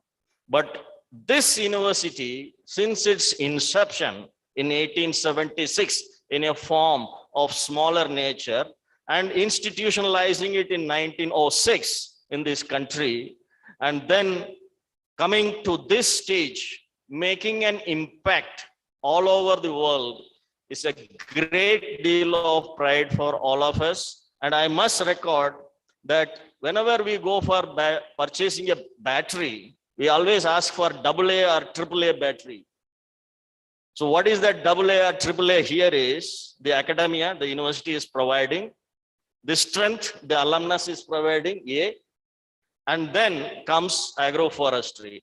So AAA battery is already driving the sphere of Tamil Nadu Agriculture University through this college. And that is where we are able to release so much of ATPs. What is that ATP? Energy capsule. We need energy. So ATP, where from it can come? Again, it will come from the academia, developed by teachers and making the students as professionals, ATP. The academia developed by teachers, making the students as professionals, the ATP. Against that is also making, as Professor Bhartivan was proudly making a statement that my students are in the bureaucracy, my students are in the industry, my students are more successful as individuals.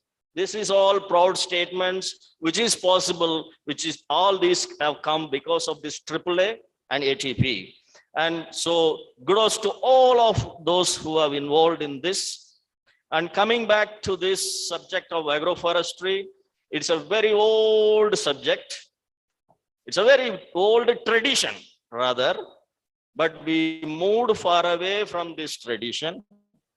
And today, we are trying to understand this using new scientific tools.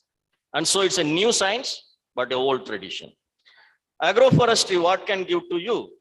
Apart from this timber, which we launched today, e-portal for timber trade, what else it can give? You have 5 Fs, 5 Fs. Food, fuel, fodder, fertilizer, and timber, fiber. 5 Fs it is giving. And because of this diversification and diversified products which it can give. It is able to provide employment through education, and this very methodology of accepting agroforestry can revolute the entertainment part also, because many cultural tourism projects are coming, which is also having a bent of mind inclined towards agroforestry. And today we all proudly call trees outside forest, because forest is a recorded area. We know where exactly the forest land is, but we do not know where exactly is the agricultural land is. So please use this understanding of land management in this country very carefully and sensibly and very responsibly. And that brings brings all of us to a crossroad, that which land can be diverted for development. For diverting forest land, there are rules, procedures in place. But by diverting agricultural lands, there is no rule. Anybody can do anything. That is the issue here. Now, that is why the government is pitching on this terminology now, trees outside forest. Whether it is on farmlands or outside forest area, wherever it is, but grow trees everywhere. That is the issue. And unfortunately or fortunately, it is in abbreviation, it is called TOF, trees outside forest. And if you also pronounce trees on farmlands, it is also TOF. And so agroforestry is coming to the rescue, not only as a model for profitability, but also for ecological sustainability, as many of my seniors narrated and stressed upon in their speech. Now, coming back to the international protocol, today we are talking about an MOA with World Resources Institute, who are having that veracity of understanding about the global thinking process and how those thinking process and thought process can be channelized for the development of restoration projects in this country, because we have our international commitments. We have to achieve the sustainable development goals. We have to commit, we have already committed ourselves to the UNFCCC platform. We have already committed also to the UNCCD platform. So we have to restore 26 million hectares as quickly as possible. We are running short of time. So almost 8 years to go. We have to convert these wastelands and all possible lands into a tree cover, and agroforestry only can bring this this reality. And so it is very important to have a DNA, like for our life, DNA is so important, right? It's a support system, decision support system. Now, who can make that? Now, here is CIAF, which has come to the rescue as a DNA, because it has been designed for networking in agroforestry, DNA. And so it's so very important, and keep this alive.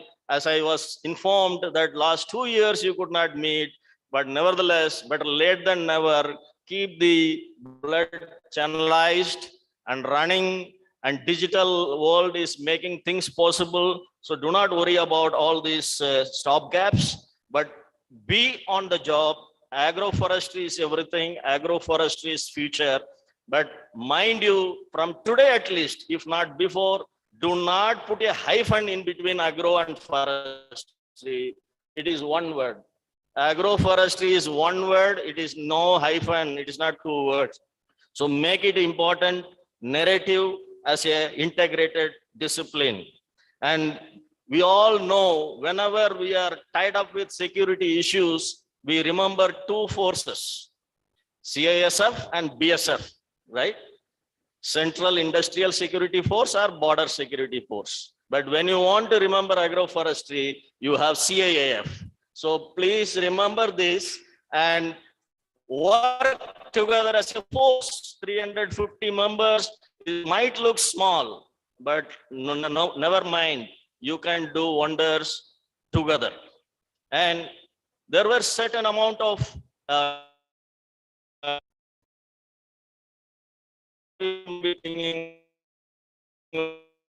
has been the challenge. It's all, when you try to do something new, the first thing which comes to mind is, oh no, it may not work. But it is always may not work, right? So you can make it work. It is possible. And when you say impossible, possible word is already there. So we can always use that as a tool to understand the limitations of that situation.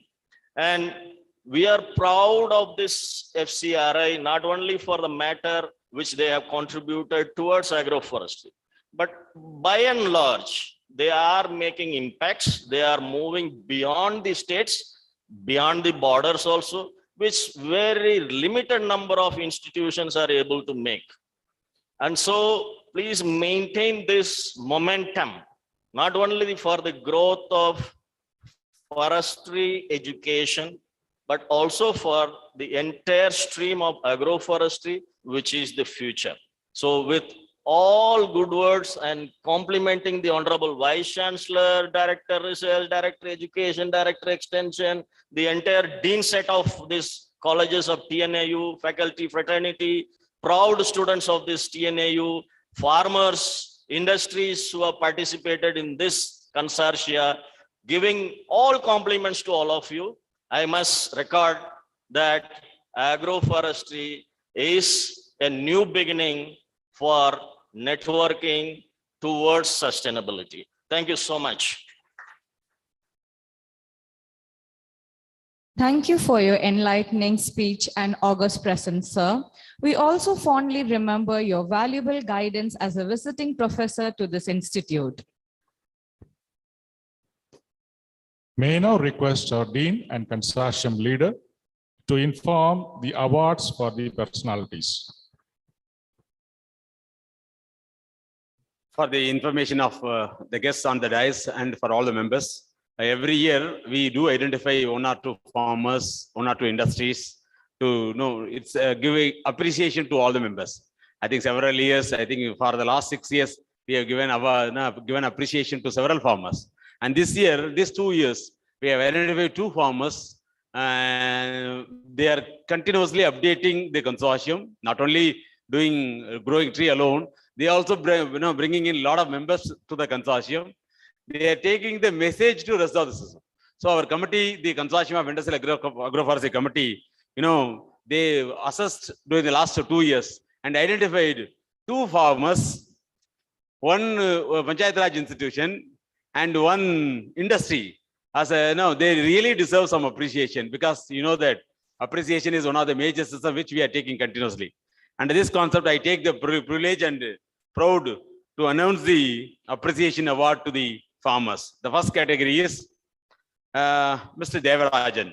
Mr. Devarajan, the awardee is an interested tree growing farmer from Coimbatore district.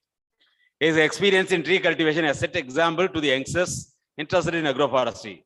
His proactiveness always made him to be innovative and also practice such innovative ideas at field level. Forest College and Research Institute designed a multifunctional agroforestry model has been imbibed by him and demonstrated in his field successfully. So the consortium is very proud and privileged to present the appreciation award to Mr. Devarajan on behalf of all of you. I think I request the Honorable Vice Chancellor to present this award to Mr. Devarajan.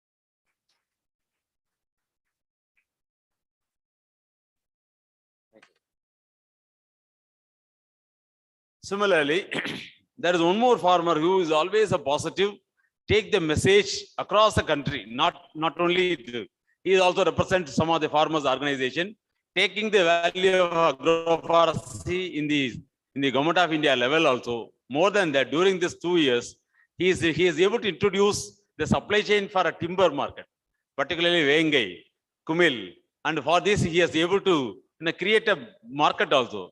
And he is also introducing a lot of consortium people who are linked into the consortium members. So more than that, he is also now involved as a researcher. He is translating forest college product for a research in his own field. So this consortium is privileged to invite Mr. Narasimhan to receive the appreciation award. The value chain from production to consumption system in agroforestry gets fulfilled after successful marketing interest in agroforestry from the central Tamil Nadu.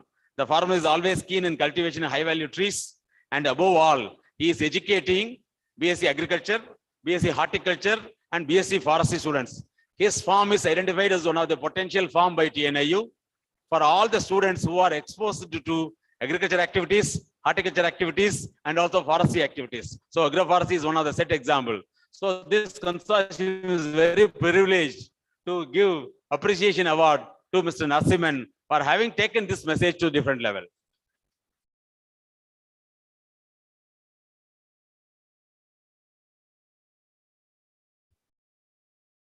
Mr. Gnanasekhar is here.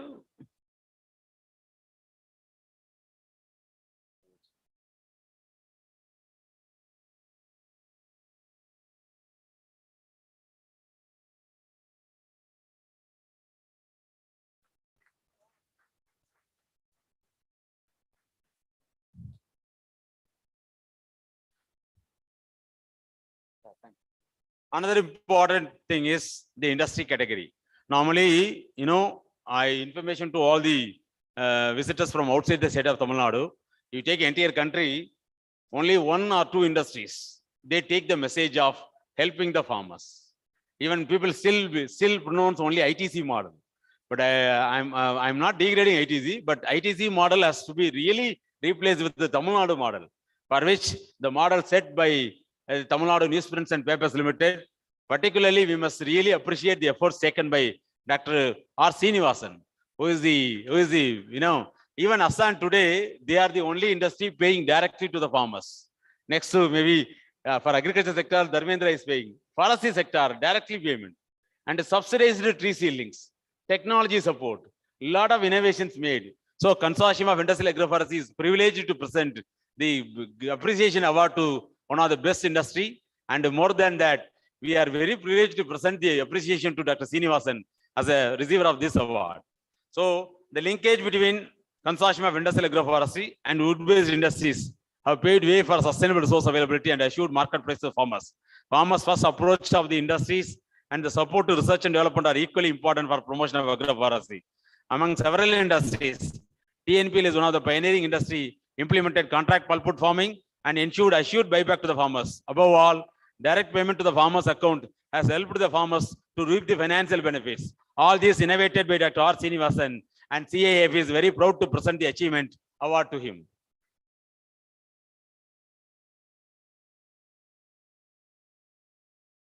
I really thank the members of consortium for having identified these awardees through a systematic analysis. So that's a very systematic analysis and documentation also. For each and everything, we are always monitoring each and every consortium member so that we, wherever possible, the dais are available, we expose you to the dais. Thank you, everyone. Best wishes to all the awardees, and thank you, sir. Forest College and Research Institute over the years have released 7 varieties in 4 important commercially important industrial agroforestry tree species, and has also released various technologies for the benefit of stakeholders. We are proud and happy to announce the release of 4 booklets authored by Dr. K.T. Parthiban, Dr. I. Shekhar, Dr. Jude Sudhagar, Dr. K. Rama, and Dr. Cynthia Fernandez. May I now request our beloved Vice Chancellor to release the publications.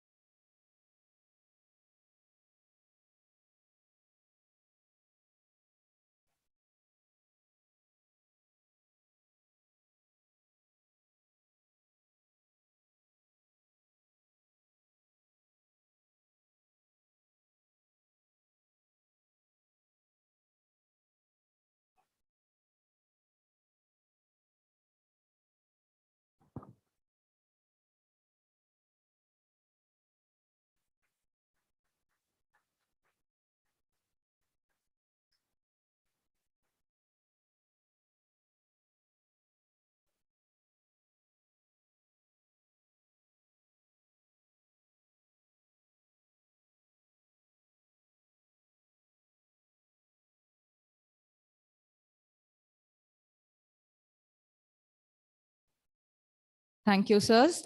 We are privileged to invite our Honorable Vice Chancellor of Tamil Nadu Agricultural University, a man of distinct vision and a fountainhead of illuminating ideas and an inspiration to all of us to deliver the presidential address.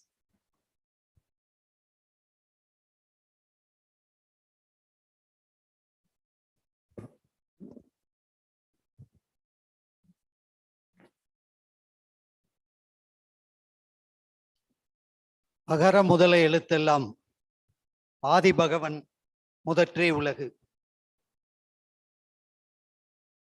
It's a great day for me. I welcome all the delegates. மண்ணும் மணிநீரும்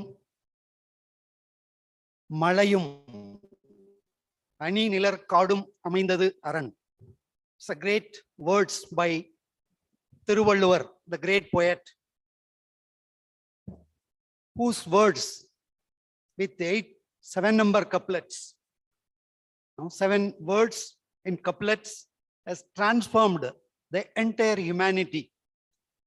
Has not touched, he has touched everything. I take this opportunity to thank every one of you for giving me the opportunity to before you. And before I start, it's my privilege to salute the farmers who got their awards over here. And they are the role models. And they have taught us several lessons. And equally, the industry partner, TNPL, who is working with Tamil Nadu Agriculture University for several years. And this kind of transformation in the new facility is a first function in this new facility. For that, I must thank the NABARD and the state government for providing the good opportunity for sharing the ideas. Joining together is always happiness. The academia should work together with industry, farmers. Unless otherwise, we cannot reach the United Nations defined sustainable developmental goals. By the year 2030, India is expected to reach sustainability in all spheres. 17 sustainable development goals have been defined, and everyone is working towards that, including the higher education institutes. Just like the social corporate responsibility of any industry, it is the social corporate responsibility of any higher education institute to create an impact in the place of its existence, at least in the nearby villages and districts. What is happening here is something great. Look into this stage. Dr. Parthiban, along with the dynamic HODs of this institute, brought lots of laurels, and they brought the world here, the nation here, all academia joining here, the industry here, the farmers here. What else? Let us applaud, let us salute the Forestry College and Research Institute team. It's really a proud moment. I was also a part of the team. And Dr. Parthiban was telling how it developed since 2004, over 16 years, how it has come up to this level with total transformation towards the sustainable developmental goal, reaching through agroforestry innovation.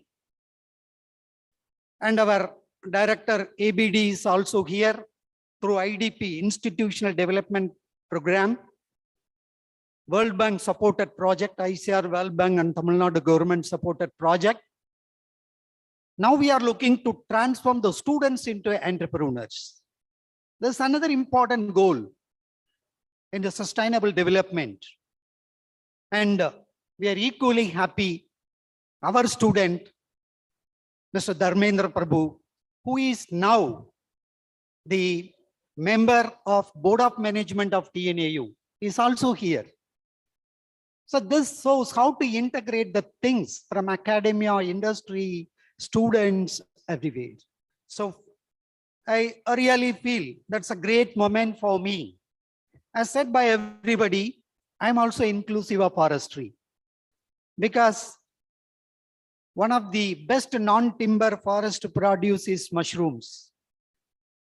My whole life is dedicated towards mushroom research. Lots of things are happening in the forest ecosystem. The higher basidiomycete fungi plays several roles, not only for edible purpose, but also they harvest water, minerals, and make your forest always great with their mycorrhizal network. It teaches several lessons. Networking. Networking starts from microbe. And that's what is happening here, as rightly pointed out by the director from Central Agroforestry Research Institute, Dr. Arunachalam sir. And he said that energy through ATP. Sir, your presence is given a lot of ATP to this institute and to TNAU. We are really proud of you. And you have given a very good definition to the forest. For rest.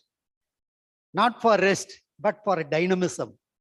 That's what my teacher told me when I was a student.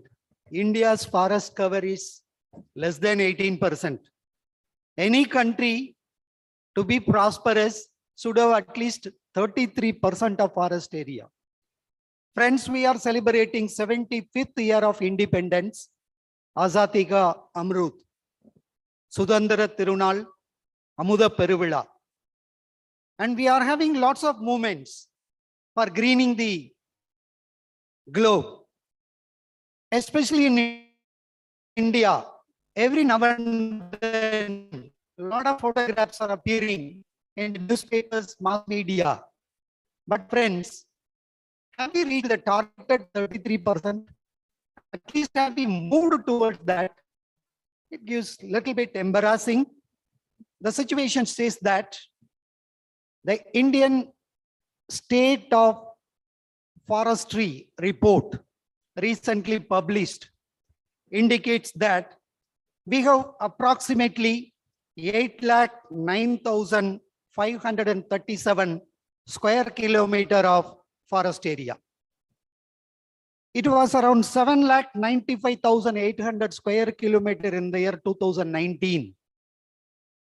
Within 2 years, with all efforts, the forest cover has increased from 21.2% to 24.6%. This is the statistics available. Friends, it's very clear. Tree cover is totally different from forest cover. Our data always indicate the forest cover, but there are forests empty of trees. So that is the heartening, and lot of debates on this report is going on, and it is up to us to increase the tree cover in the forest areas. And when it is not possible, as rightly pointed out by the director, Central Institute of Forestry Research, planting trees in non-forest areas. And the statistics includes the agroforestry, farm forestry, and several others. And that's why it's going in a collective way. One way, it gives a lot of happiness. The southern states fully understood, because we are always suffering due to climate change, due to the poor greening status of our land holdings, cropping patterns, systems of cultivation. And that's why the awareness is increasing in southern states, whereas it is totally opposite in the northeastern states, where they have lots of forest, it is under destruction. But in southern states, it is under construction. But still, Tamil Nadu has not reached to that level. I sincerely feel, because the statistics shows that Andhra, Telangana, Karnataka, Odisha, and even Jharkhand, they are giving a lot of emphasis, making tree cover to a big level. So this is a challenge for all of us, and we have a lot of opportunities. And one big opportunity is conservation of native tree. When it goes to the conservation of native trees and utilization of native trees, my memory goes to the childhood. I belong to the southern districts, Thoothukudi, wherein we could see a lot of neem trees, pongam trees, ilupai trees, along with your thespecia, that is Poovarasu. Now I am not able to see the Poovarasu trees anywhere. Neem trees are dwindling. Even the other trees which are seen in earlier days, Alamaram, Arasamaram, not seen anywhere. So it's all Prosopis juliflora, not even Prosopis cinerarifolia. So our challenge, our job, our networking should be intensified. That's what I sincerely feel. Last week, I had been to Chettinad. I was very happy to see red sander plantations. It was experimentally tried, but it is giving an excellent result. But the visibility is not seen to the people of that zone. It's fortunate that the government of Tamil Nadu is giving a lot of focus nowadays. A separate agri-budget has been given on 19th by our Honorable Minister for Agriculture. And it is given almost 12 crore is sanctioned to revive the forestry ecosystem, especially to plant red sanders, teak, and then mahogany. So it's a good thing that is happening, and the government support is for us, and industry partners are coming nearer to us. We know a lot of agroforestry products are to be made. Friends, by forest cover or by tree cover, it doesn't mean just planting the trees. What is the benefit out of that trees for the economic and social development of the country? That is much important. By planting the tree, it's very good that we are getting good oxygen. Trees are breathing for us. As scientists, as industry people, should we not breathe for our farmers? That is the big question and big challenge in front of us. So, whatever reports available, they focus on the increasing of the coverage. But what the ground reality is requested is increasing the economic, social impact of the farming community. So we need to think a lot with forests and forest produce. And Madam Ruchika rightly pointed out issues of social impact. It should be addressed fully well. Value additions of the forest produce are much important, and everything should go inclusive growth. Inclusivity is very important, and that's what since morning I'm able to see Parthiban always jubilant. He is very happy because he made it. The inclusivity is very well projected on the stage by giving lots of ideas, lots of technology transformation, academia to farmers, academia to industry, and equally industry, that is as pointed out by our director Arunachalam sir, just like Central Industrial Security Force, the consortium of industrial agroforestry people have given 10 lakhs to TNAU. I'm very happy. TNAU salutes you. And Dr. Parthiban said it's only a beginning, sir. 10 lakhs is a beginning. Probably it may go 10 crore, 100 crore. And that will help the university to self-sustain. Sustainability is more important. Universities should self-sustain. Because with thousands of scientists in the university, with 4,555 acres of land, transformation should come in all spheres. The knowledge that we have should reflect in the economic development of the society. And equally, I am thankful to TNPL. They have selected Tamil Nadu Agriculture University land for captive plantation. I sincerely request those consortium members from around Thoothukudi, Tirunelveli districts to visit Kiligulam Agricultural College, and those who are in and around Sivagangai Ramnad to visit Chettinadu, where an excellent thing is happening through academia industry partnership. And just like this, lots of transformation should come in the coming days with the forestry scientists and everybody having knowledge in agriculture and horticulture. And we have a dynamic director of research, Dr. Subramaniam, always focuses on nanotechnology.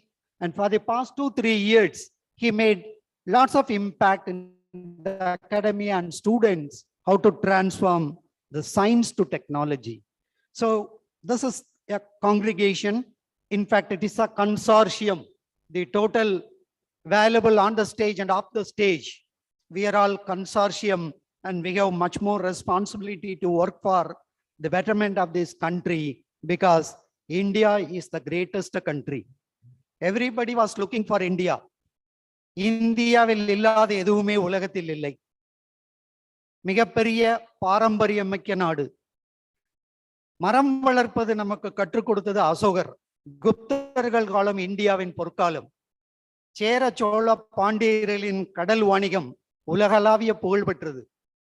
இவ்வளவு சிறப்புகளையும் வைத்துக் கொண்டு உலகத்திலே இல்லாத அத்தனை வளங்களும் நம் நாட்டில், மனித வளம், இயற்கை வளம், என்ன இல்லை இந்த திருநாட்டில், ஏன் கையை ஏந்த வேண்டும் வெளிநாட்டில், ஒழுங்காய் பாடுபடு வயல்காட்டில், உயரும் உன்மதிப்பு அயல் நாட்டில்.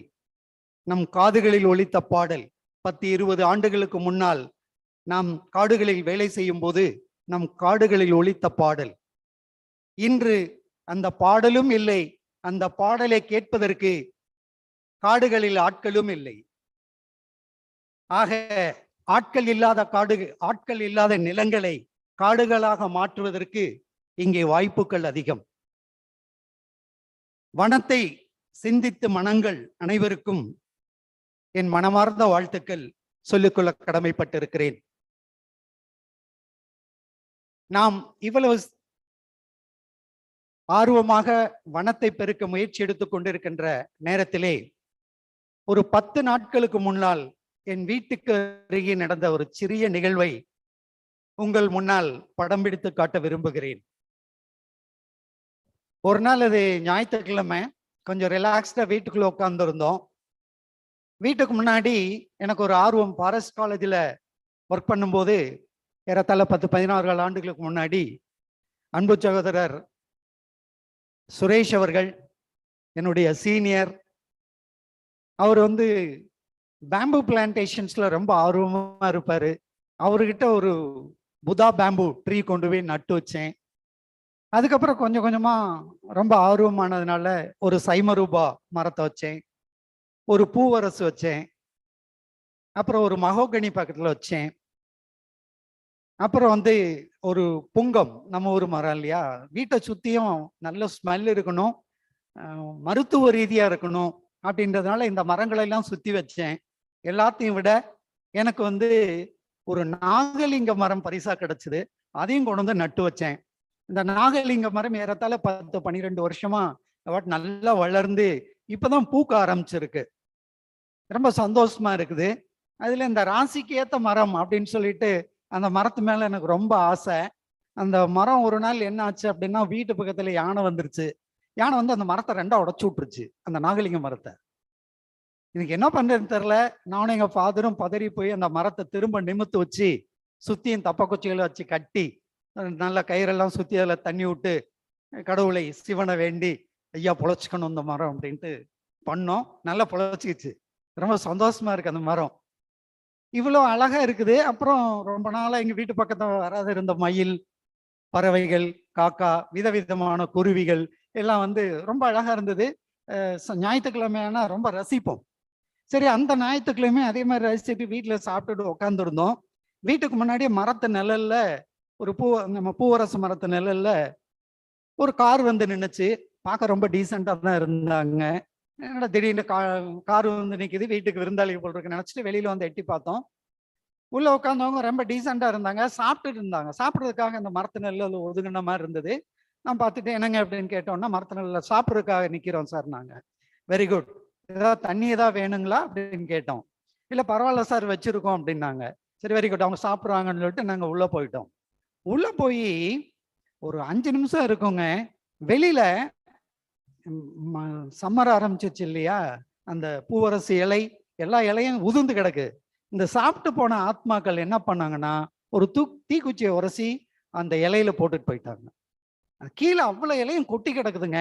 அப்படியே பத்தி எரிய ஆரம்பிச்சு, எனக்கெல்லாம் உயிரே போன மாதிரி இருந்தது. அப்படியே மிஸ்ஸஸ் நானும் ஓடி வந்து மோட்டரை போட்டு தண்ணி விட்டு அதை ஃபுல்லா ஆஃப் பண்ணும். இன்னைக்கு அந்த முன்னாடி பார்த்தோன்னா அப்படியே பத்தி எரியுது, மேல கிளைகள் எல்லாம் படிக்க ஆரம்பிக்குது. பாருங்க, இவ்வளோ டீசெண்டா இருக்கக்கூடிய ஒரு குரூப் ரொம்ப சிம்பிளா இவ்வளவு வருஷம் கட்டி காத்த வர மாதிரி ஒரே ஒரு தீக்குச்சி உரஸ் போட்டு போயிட்டான். இவங்களெல்லாம் என்ன பண்றது? தூக்குல போட்டா நல்லா இருக்கும்னு எனக்கு தோணுச்சு. இதே மாதிரி எத்தனையோ நிகழ்வுகள் நம்ம சுத்தி நடந்துட்டு இருக்குது. அதுல கொஞ்சம் ஆர்வம் எடுத்தா இருக்கிற மரம் நேட்டிவ் ட்ரீ அட்டகாசமா முளைக்குங்க. இது ஒரு நல்ல மெசேஜா எடுத்துக்கங்க. நீங்க மட்டும் இல்ல, உங்க குழந்தைகள்கிட்ட சொல்லுங்க, ஸ்கூல்ல சொல்லுங்க. அப்துல் கலாம் அவர்கள் அதான் சொல்லுவாங்க, வயசானவங்க பெரியவங்க அவங்க கிட்ட சொல்றதை விட குழந்தைகள்கிட்ட சொல்றது நல்லதும்பாங்க. ஏன்னா அவங்கதான் எதிர்கால இந்தியாவை உருவாக்க போகிறார்கள். நாம் எப்படி நம் குழந்தை பருவத்தில் இந்தியாவை பார்த்தோமோ அதே போல் இந்தியாவை நமது தலைமுறைக்கு விட்டு செல்ல வேண்டும். ஏனென்றால் பாரத நாடு பழம்பெரும் நாடு, நீரதன் புதல்வர், இந்நினைவு அகற்றாதீர். வாழ்க வளமுடன், வாழ்க பாரதம். ஜெய்ஹிந்த். Thank you, sir, for always inspiring and motivating us.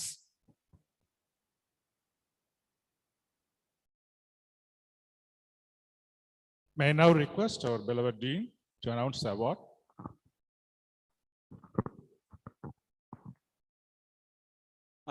There is one more award. Actually, you know that வனக்கல்லூரி மற்றும் ஆராய்ச்சி நிலையம் கடந்த 5 ஆண்டுகளாக டெவலப்பிங் டிஃப்ரெண்ட் மாடல்ஸ், அதில் குறிப்பாக நகர்வனம், வில்லேஜ், கிராம வனம், அதாவது multiple utility, multi functional agroforestry என்ற கான்செப்டை வந்து வேற மாதிரி எடுத்துகிட்டு போகிறதுல we are demonstrating. Chennai secretariat park முன்னாடி போனீங்கன்னா we have developed a urban forestry model with the funding support from Indian Oil Corporation. Similarly, we are now through Mettupalayam Nagarachi, we are developing one more urban forestry in the opposite to our Tahsildar office. Similarly, Gramavanam, we have created one model in Gramavanam. அதுல வந்து அந்த கிராமத்துல வேலை செய்யற பெண்களுக்கு we have given a training program on mini clone technology. இந்தியாவிலேயே முதல் முறை எனக்கு தெரிந்த அளவு, இண்டஸ்ட்ரி கூட சப்போர்ட் பண்ணுவாங்கன்னு நினைக்கிறேன், எனக்கு தெரிந்து இந்தியாவிலேயே பஞ்சாயத்துல குளோனிங் முறையில் நாற்றுகள் உற்பத்தி செய்யப்படுவது கோயம்புத்தூர் மாவட்டம் மேட்டுப்பாளையத்துக்கு அருகில் உள்ள இந்த சிக்காரம்பாளையம் பஞ்சாயத்து என்ற கிராமம். அதுல வந்து உண்மையிலேயே திரு ஞானசேகர் அவர்களுக்கு உண்மையிலேயே அவர் நல்ல விவசாயி மட்டுமல்லாமல் இந்த தொழில்நுட்பத்தை பஞ்சாயத்துக்கு எடுத்து சென்று அதன் மூலமாக அந்த பஞ்சாயத்துல வந்து ஒரு கிராம வனத்தை உருவாக்கி உள்ளார். அது வந்து அங்க வேலை செய்த அத்தனை இந்த மகாத்மா காந்தி நேஷனல் தேசிய வேலைவாய்ப்பு திட்டத்தில் பயனாளிகள் அனைத்து பெண்களுக்கும் அவருக்கும் அவர் சார்ந்த அனைத்து உறுப்பினர்களுக்குமே அது உண்மையிலேயே மிகப்பெரிய கடமையாகும், நன்றியாகும்.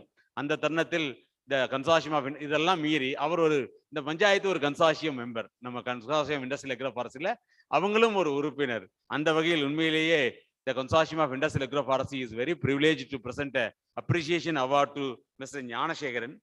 Well, I invite Mr. Gnanasekharan Village level forests involving the local community is the real success of trees outside forests and greening mission. One such wonderful initiative, innovative ideas is the village microforest and community tree nursery establishment involving the self-help group. Sir, please come. Involving the self-help group through leveraging Mahatma Gandhi National Rural Employment Guarantee Scheme. Consortium of Industrial Agroforestry is proud to award Thiru Gnanasekharan for his community forestry initiative in Chikaram Balayam Panchayat Village Panchayat. And that is taking as a very big innovative moment, and that is getting replication across the state of Tamil Nadu. Now several Panchayat leaders are now asking, and it is going to be a model for tomorrow. You will be visiting that micro village forest also. And I must take this opportunity of now appreciating Mr. Gnanasekharan on behalf of Consortium of Industrial Agroforestry. May I now request our Honorable Vice Chancellor to present the appreciation award to Mr. Gnanasekharan.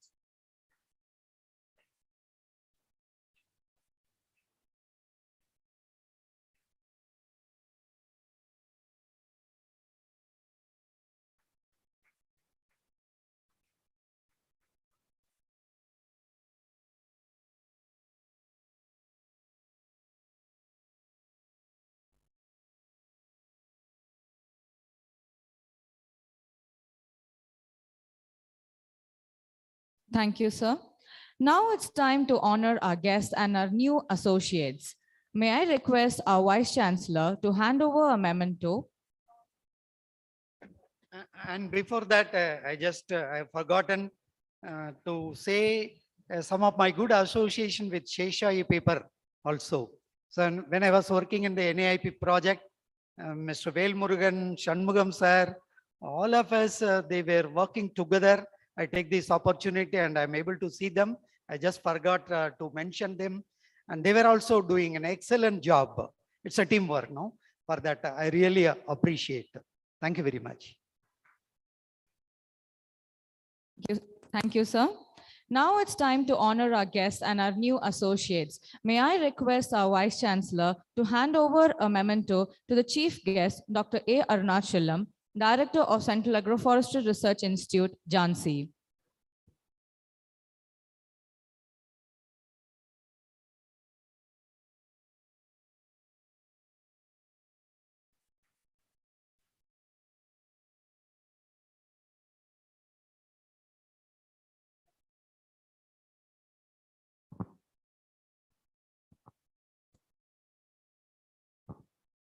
May I now request Dr. Srinivasan, General Manager Plantations, to present a memento to the chief guest.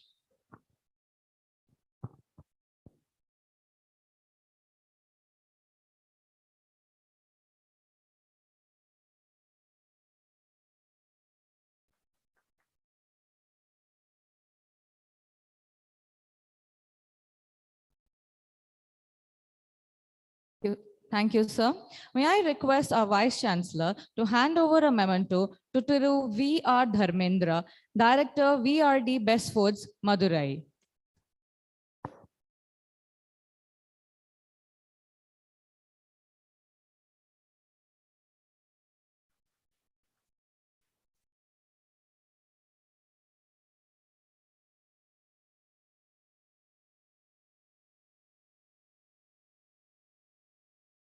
Thank you, sir.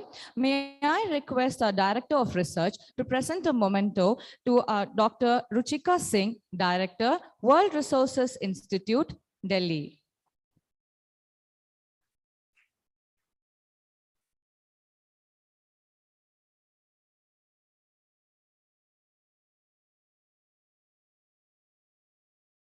Thank you, sir. May I request our Director, Agribusiness Development, to hand over a memento to the Rotarian Thiru Shanmuga Sundaram, Director Governor, Rotary International.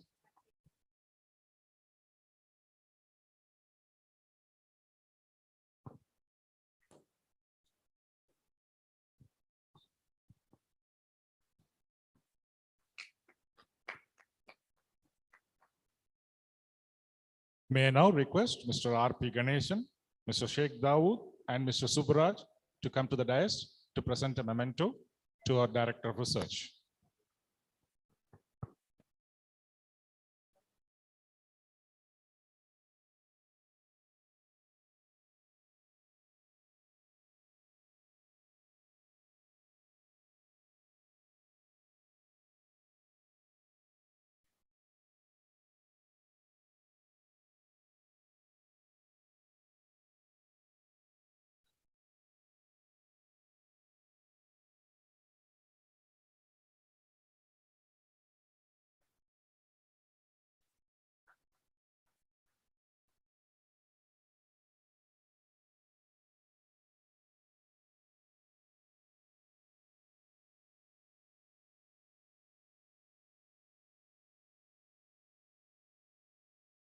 May I now request Mr. Ramamurthy, Mr. Tirupati, and Mr. Rangasamy from Vittambalayam to come to the dais to present a memento to our director, ABD.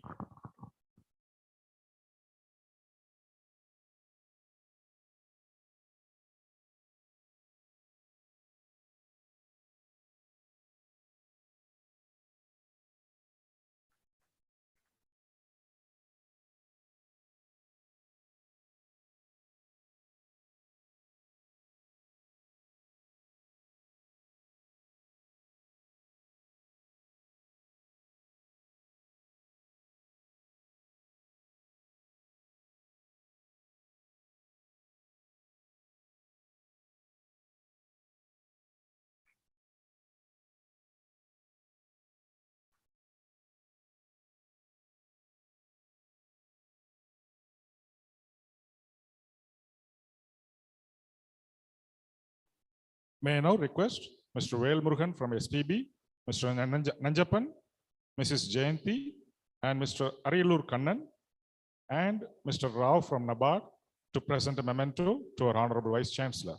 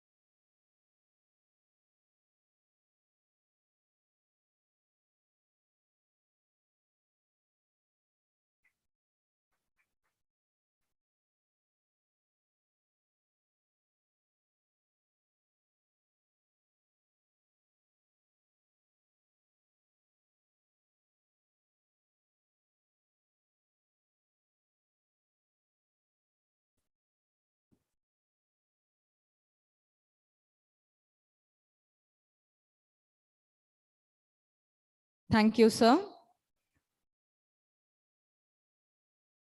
May I now request our beloved Professor and Head, Department of Agroforestry, to deliver the formal vote of thanks.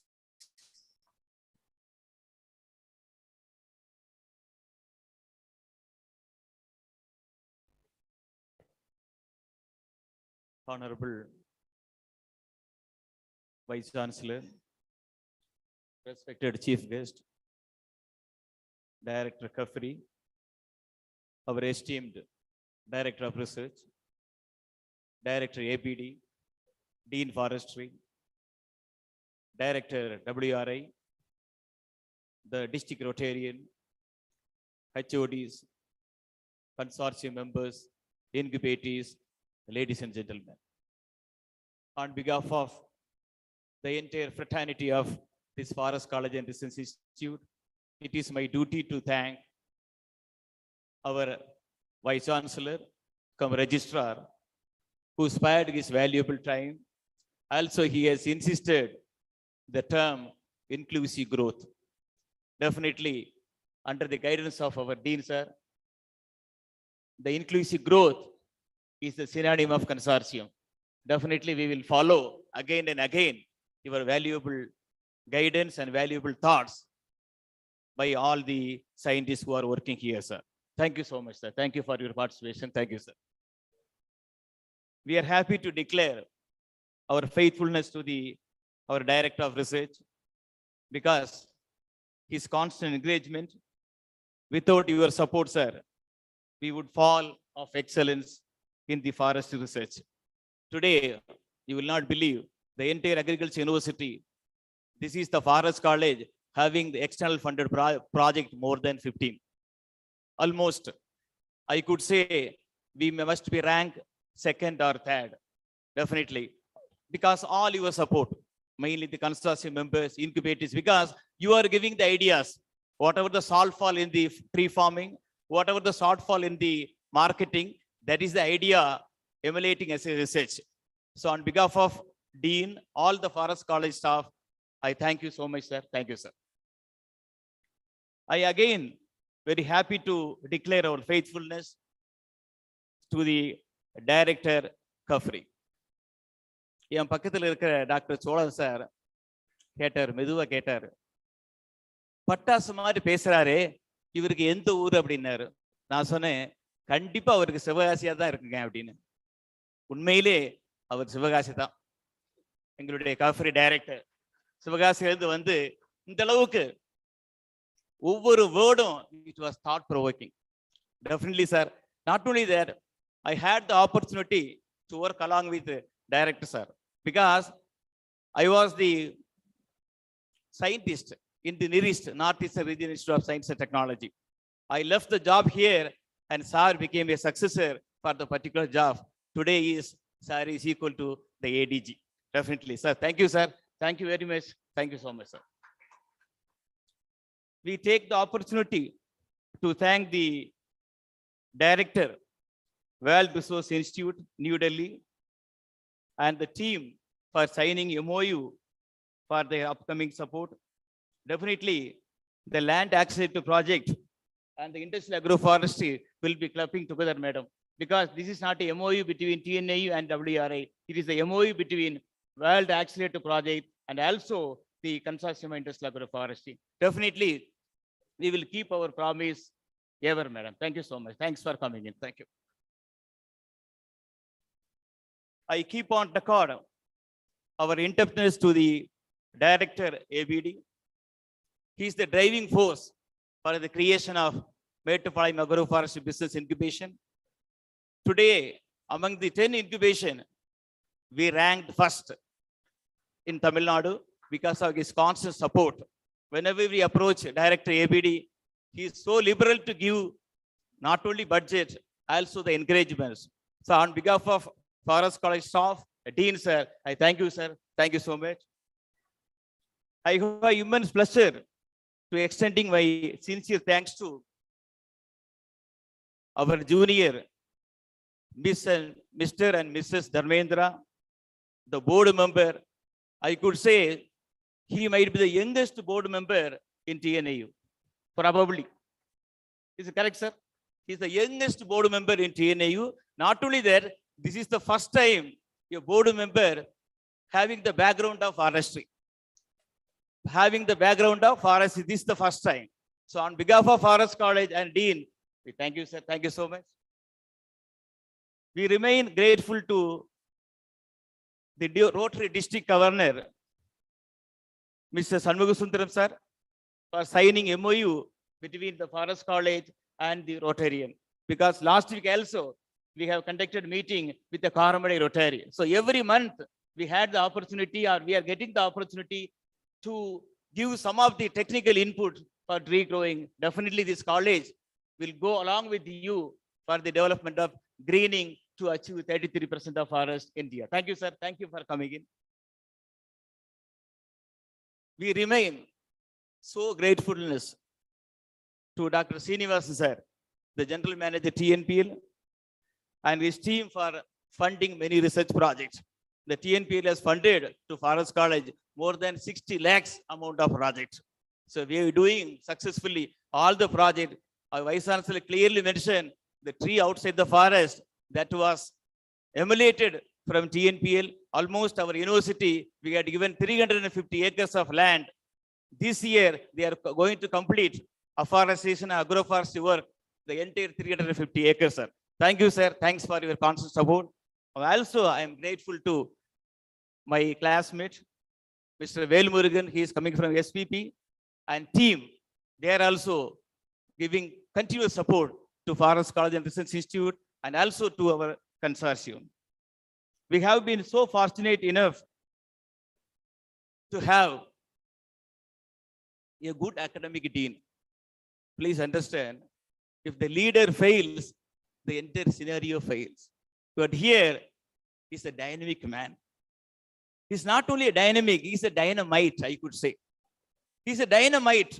You see the words, because the agroforestry started from shifting cultivation. There is an old wine in new bottle. Now, new wine in new bottle, because you could say the value chain, the supply chain, the consortium, the incubation, the marketing, everything amalgamated and clubbed together in a wine bottle. there is a new wine of agroforestry. So who founded, Dr. K.T. Parthiban founded the consumption industry of agroforestry. Also, he is the guiding force for the entire forest scientist who is working. Thank you, sir. Thank you so much.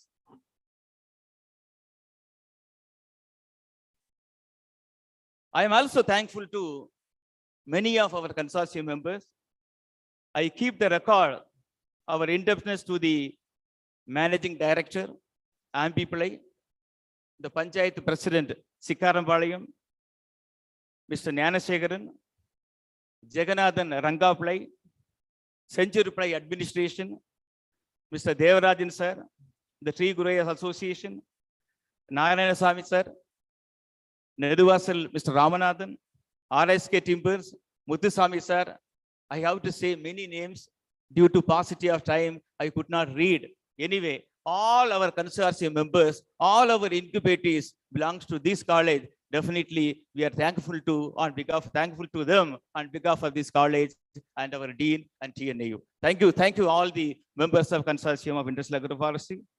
Also, we always remain grateful to all our consortium members, incubators, not only that, the felling group, the nursery group, the harvesting group, all the members.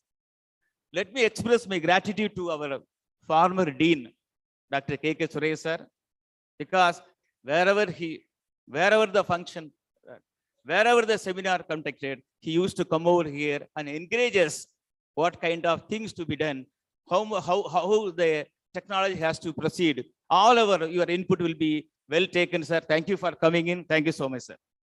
I also thank Madam Dean. You know very well, every success of man, there will be a woman. Vice versa, every success of women, there will be man. But here, the Dean's success is because of Madam Dean. So on behalf of everyone, I have to give big applause to the Madam Dean. Thank you, Madam. Thanks for your coming in. I'm also grateful to our team, all the HODs, all our committee members. So this is the first time, normally we put the committee, more than 13 committee, but I never seen the contribution of the committee ever more than this function.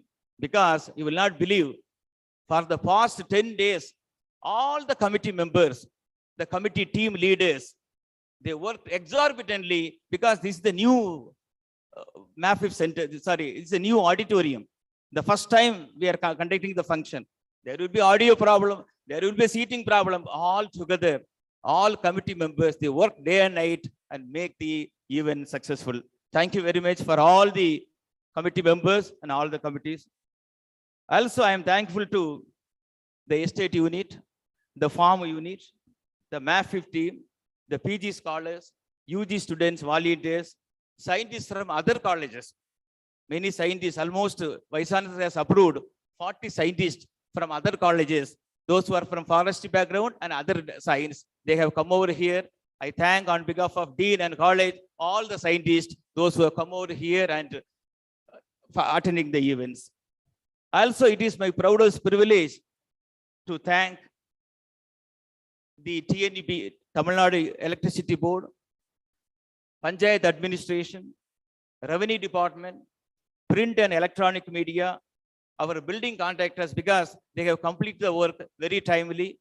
So without the communication or without translating the technology, very difficult to achieve to the people, reach the people. I think print media and electronic media, they are very comfortable. They came over here and doing the business. Thank you all on behalf of the college. I will not be doing justice if I did not thank the core team members.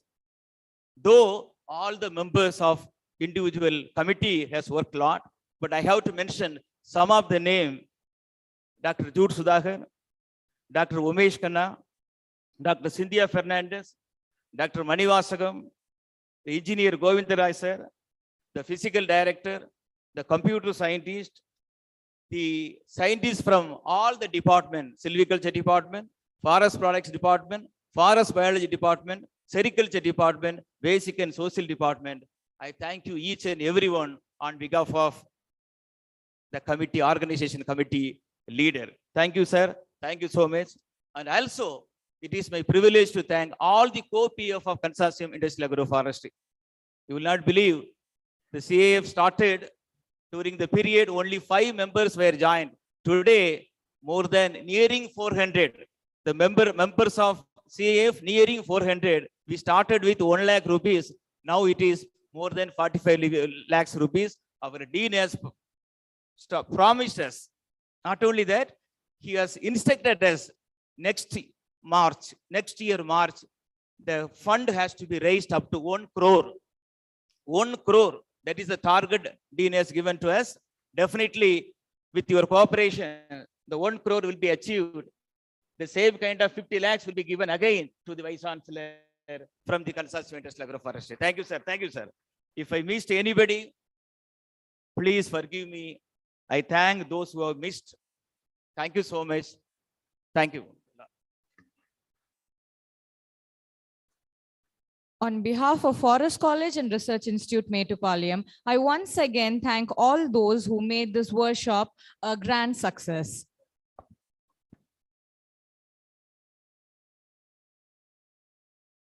I request all the participants to gather in the ground for the group photo session.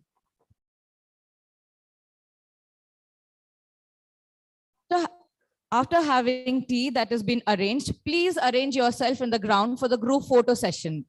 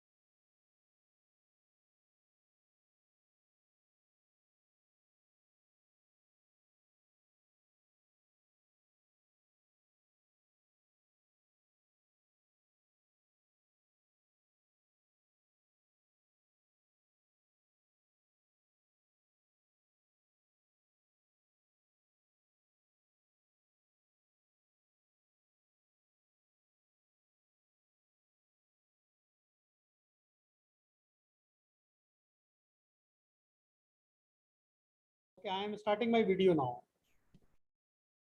Okay.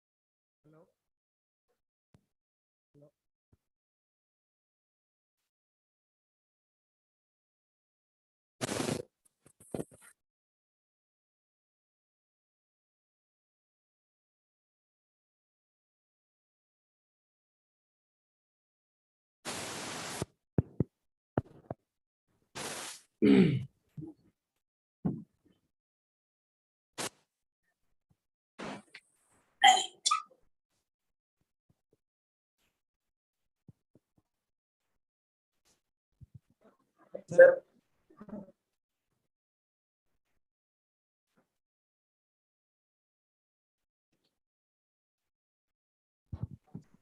Sir, good afternoon, sir. This is Dr. Parthiban joining from Consortium. Really very happy, sir. Very happy to see you. This is, first of all, on behalf of Consortium, we are happy to witness respected Deepak Srivastava, sir, IFS officer, with additional principal chief consultant of forestry. More than that, he is a mission director for Tamil Nadu Green Tamil Nadu mission. So the Consortium is very pleased to have you as a mission director, sir. Please give him a very big hand. Thank you, thank you, thank you. Oh, very good. The Consortium is very pleased to have Deepak Srivastava, sir. He was the previous dean and now currently he is a mission director. So this Consortium is very pleased to have you as a guest, sir, today. First of all, the Consortium is very happy for extend its thanks, particularly immediately you have accepted your presentation, sir. And this is going to benefit the farmers of the entire state of Tamil Nadu. Sir, please, sir, over to you, sir, now. Okay, okay. Thanks, Dr. Parthiban. All the esteemed guests, all those who are joining today's session, and நிறைய farmers communityல நான் பார்க்குறேன். அது அனைவருக்கும் என்னோட மாலை வணக்கம். So it's a matter of great pleasure to address you online, visual mode. As Dr. Parthiban has already told that recently I have taken over as Mission Director Tamil Nadu, Green Tamil Nadu Mission. And I'm extremely thankful to Dr. Parthiban that he has given me a very wider platform for expressing my expectations as well as for seeking the support of the consortium and all those who are joining from different places for successful accomplishment of this Green Tamil Nadu mission. Now, first I would like to tell that why this Green Tamil Nadu mission was conceived by the government of Tamil Nadu. As you are all aware that forest and tree cover இப்போ நம்ம கிட்ட 23.6% தான் இருக்கு. As per the Indian State of Forest report 2021, இப்போ காடுகள் மற்றும் வனப்பரப்பை 23.6% இப்போ நம்ம கிட்ட இருக்குது. இது நமக்கு 33% ஒரு 2030 வரைக்கும் ஆகணும். அது வரைக்கும் கொண்டு வரணும். So we have to reach to 33%. And it is we all know that as per the National Forest Policy, 33% is required. But as such, we did not plan at any point of time to reach this 33%. How we will reach this 33%?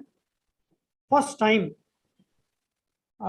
the present government's vision is that yes, we have to reach, we have to plan, we have to implement the planting program in such a way that 33% of the geographical area of Tamil Nadu is brought under forest and tree cover. As you are all aware that Green India Mission was launched in 2015, and under Paris Agreement, commitment has been given as a part of nationally determined contribution for creation of additional carbon sink, cumulative carbon sink of 2.5 to 3 billion tons in a period of, that is still by the year 2030. So that is one of the commitments given under the NDC, as a part of NDC under the Paris Agreement. So therefore, Government of Tamil Nadu has planned this Green Tamil Nadu mission, which is a flagship scheme of the Government of Tamil Nadu. And now it is a bounden responsibility for on all of us. Means each and every citizen, each and every individual of the state, to ensure that in a planned manner, in a very scientific manner, in a technologically driven manner, we reach to 33% by the year 2030-31. So how it has been planned, just I will put a, I will just lay emphasis on that total now 9.29% we have to increase in next 10 years, 9.29%. That involves round about 12,076 square kilometers of forest and tree cover. We have to bring, so that we have to bring additional 12,076 square kilometers of the geographical area, that is 1,30,000 square kilometers, that is 9.29% to reach this 33%. So in this restoration of degraded forest landscape, we are planning 4,500 square kilometers. Tamil Nadu has got, as per the latest Indian State of Forest Report 2021, 11,729 square kilometers of open forest, that is crown density below 40%, 10 to 40%. So we have safely taken 4,500 square kilometers based on the reports received from the districts. Apart from that, 5,000 square kilometers we have to cover, minimum 5,000 square kilometers we have to cover farmlands and fallow lands by way of promoting agroforestry, agri silvi horticulture system, even agri silvi pastoral system. Round about 3,500 square kilometers we have to cover on panchayat tanks. Then another 2,000 square kilometers we have to cover peri-urban areas, urban and peri-urban areas and semi-urban areas. So like that, we are reaching somewhere around, you can say, more than what is required. We are reaching somewhere around 14,500 square kilometers.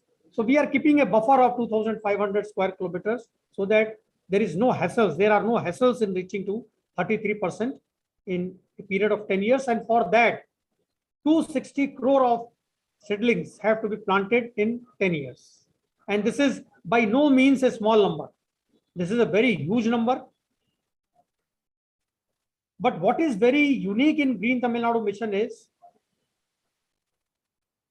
that each and every seedling will be geotagged and will be uploaded on the software which we have already created. Now it is under final, we are giving the final shape to it. It will be shared with all the stakeholders. It will be shared with it, a public access will be given, individual access will be given by way of OTP and password. Any single tree, each and every individual tree planted anywhere in Tamil Nadu has to be mandatorily uploaded on that, so that we are accountable for each and every seedlings planted by way of tech-based monitoring. Apart from third-party monitoring, this will be technology-based monitoring. It will be called as tree clock, that something has been planted today. We are stopping at suppose 70,000, tomorrow 70,000, 1 to 1,40,000. So next day, like that, tree clock will be running in the form of a, you can say that this software. Now, Green Tamil Nadu mission doesn't mean that only planting. It is, though it is a major planting program, massive planting program, scientifically driven planting program, but there are, we have devised some land restoration interventions in this. First is that we are inside the forest area, we are giving priority to the assisted natural regeneration, because we have not been practicing this kind of assisted natural regeneration of our prime species, of our endemic, threatened, near threatened, and economically useful species, non-timber yielding, non-timber forest produce yielding species. Now, under this mission, we will be doing that ANR works through root stock kind of thing, that it regenerates on its own, and some kind of, you can say that cultural operations are there, so that these are freed from climbers, these are freed from, you can say, attack of the pests and pathogens. So some kind of interventions will be there in terms of preventing the strangulation of the younger recruits. Second thing is that biodiversity will be very important part of the restoration. Mixed species plantation, we call it. It will not only be you can say that practiced in the degraded forest landscape, but even we are trying to replicate this model on farmlands also, where instead of planting single tree like Amelia dubia, you can mix it up with say kadamba also. You can mix it up with food crops also. So it is a kind of thing which Dr. Parthiban is well aware, and in fact, when I was dean, we mooted this concept of multifunctional agroforestry system. So this is going to be a major, this is going to play a major role under the Green Tamil Nadu mission. Then trees on bund boundaries, that will also be taken up as a part of the mission. Then farmer managed natural regeneration, because in farmlands also we should not forget the root stock, we should not forget the cultural operations that will improve the productivity in the farmlands.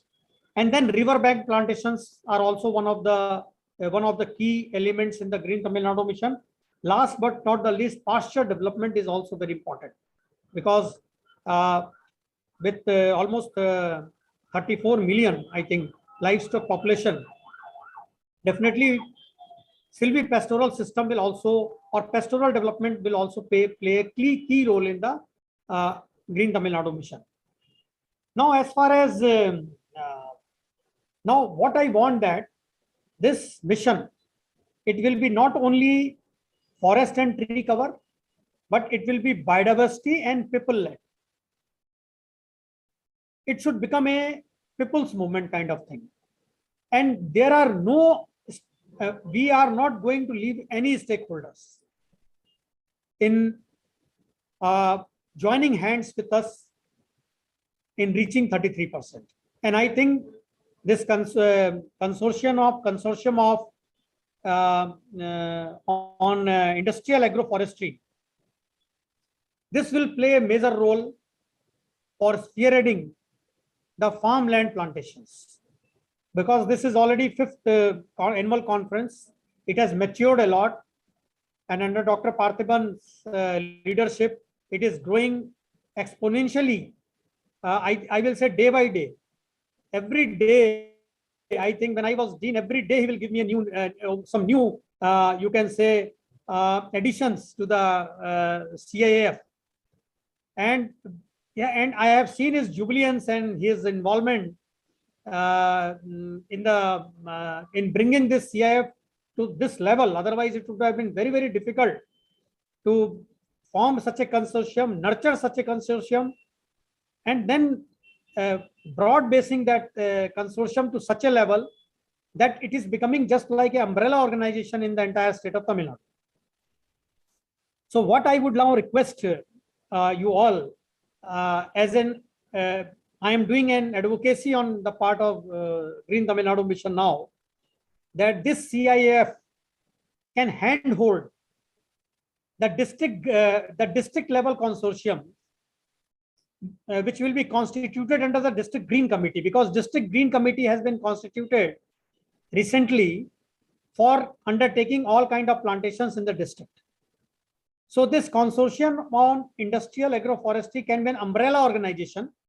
Under that, district level organizations can come, district level consortiums can come, and this organization, this consortium will guide the district level consortium, and in fact tie up the same way with the industrial houses, the way it has been doing now for the farmers linked with the consortium. So I think it will be very, very useful for us to have a close association with the consortium on industrial agroforestry, because when you go at the district level, there will be consortiums, there will be a lot of issues, there will be a lot of misunderstandings, there will be a lot of lack of clarity. So I think by way of this consortium, we can, you can say that, make our district level consortium also strong, and take this, you can say, linkages between industry and farmers way forward. So this is one of the expectations from this kind of consortium where I am getting chance to address. And also I would like to invite all the private sector stakeholders, any individual, all the individuals, all private sector organizations, all planters, all interested, you can say whoever is interested in greening the state of Tamil Nadu, kindly join hand with the mission, and I am very much sure that you will feel not only proud of joining the mission, but also you will feel very, you can say, very happy and very delighted, because you will be, even one single seedling is planted successfully, I feel that it is just like nurturing a child from its childhood to the adulthood. Therefore, under this Green Tamil Nadu mission, not only we are going to plant trees, but we are also going to prevent cutting of the mature trees. There will be a concept, because we always plant trees. We always tell that for one tree is cut, you have to plant 10 saplings. It is a general conditions being given. But where those 10 seedlings are planted, we never know. And how those 10 seedlings can become a mature tree, we never know. In fact, it doesn't mature at all. It doesn't reach to that stage at all. So therefore, this mission will not only plant trees, but it will prevent the felling of illegal fellings of the trees through district level green committee, where the district collectors are the chairperson and district forest officer is the member secretary. And there is a state level green committee also. So therefore, institutional setup is very, very robust, very, you can say that it is very, very systematic. And under its umbrella, under the umbrella of state level green committee, this mission will be working and joining hands with all the stakeholders. Because if you see this, we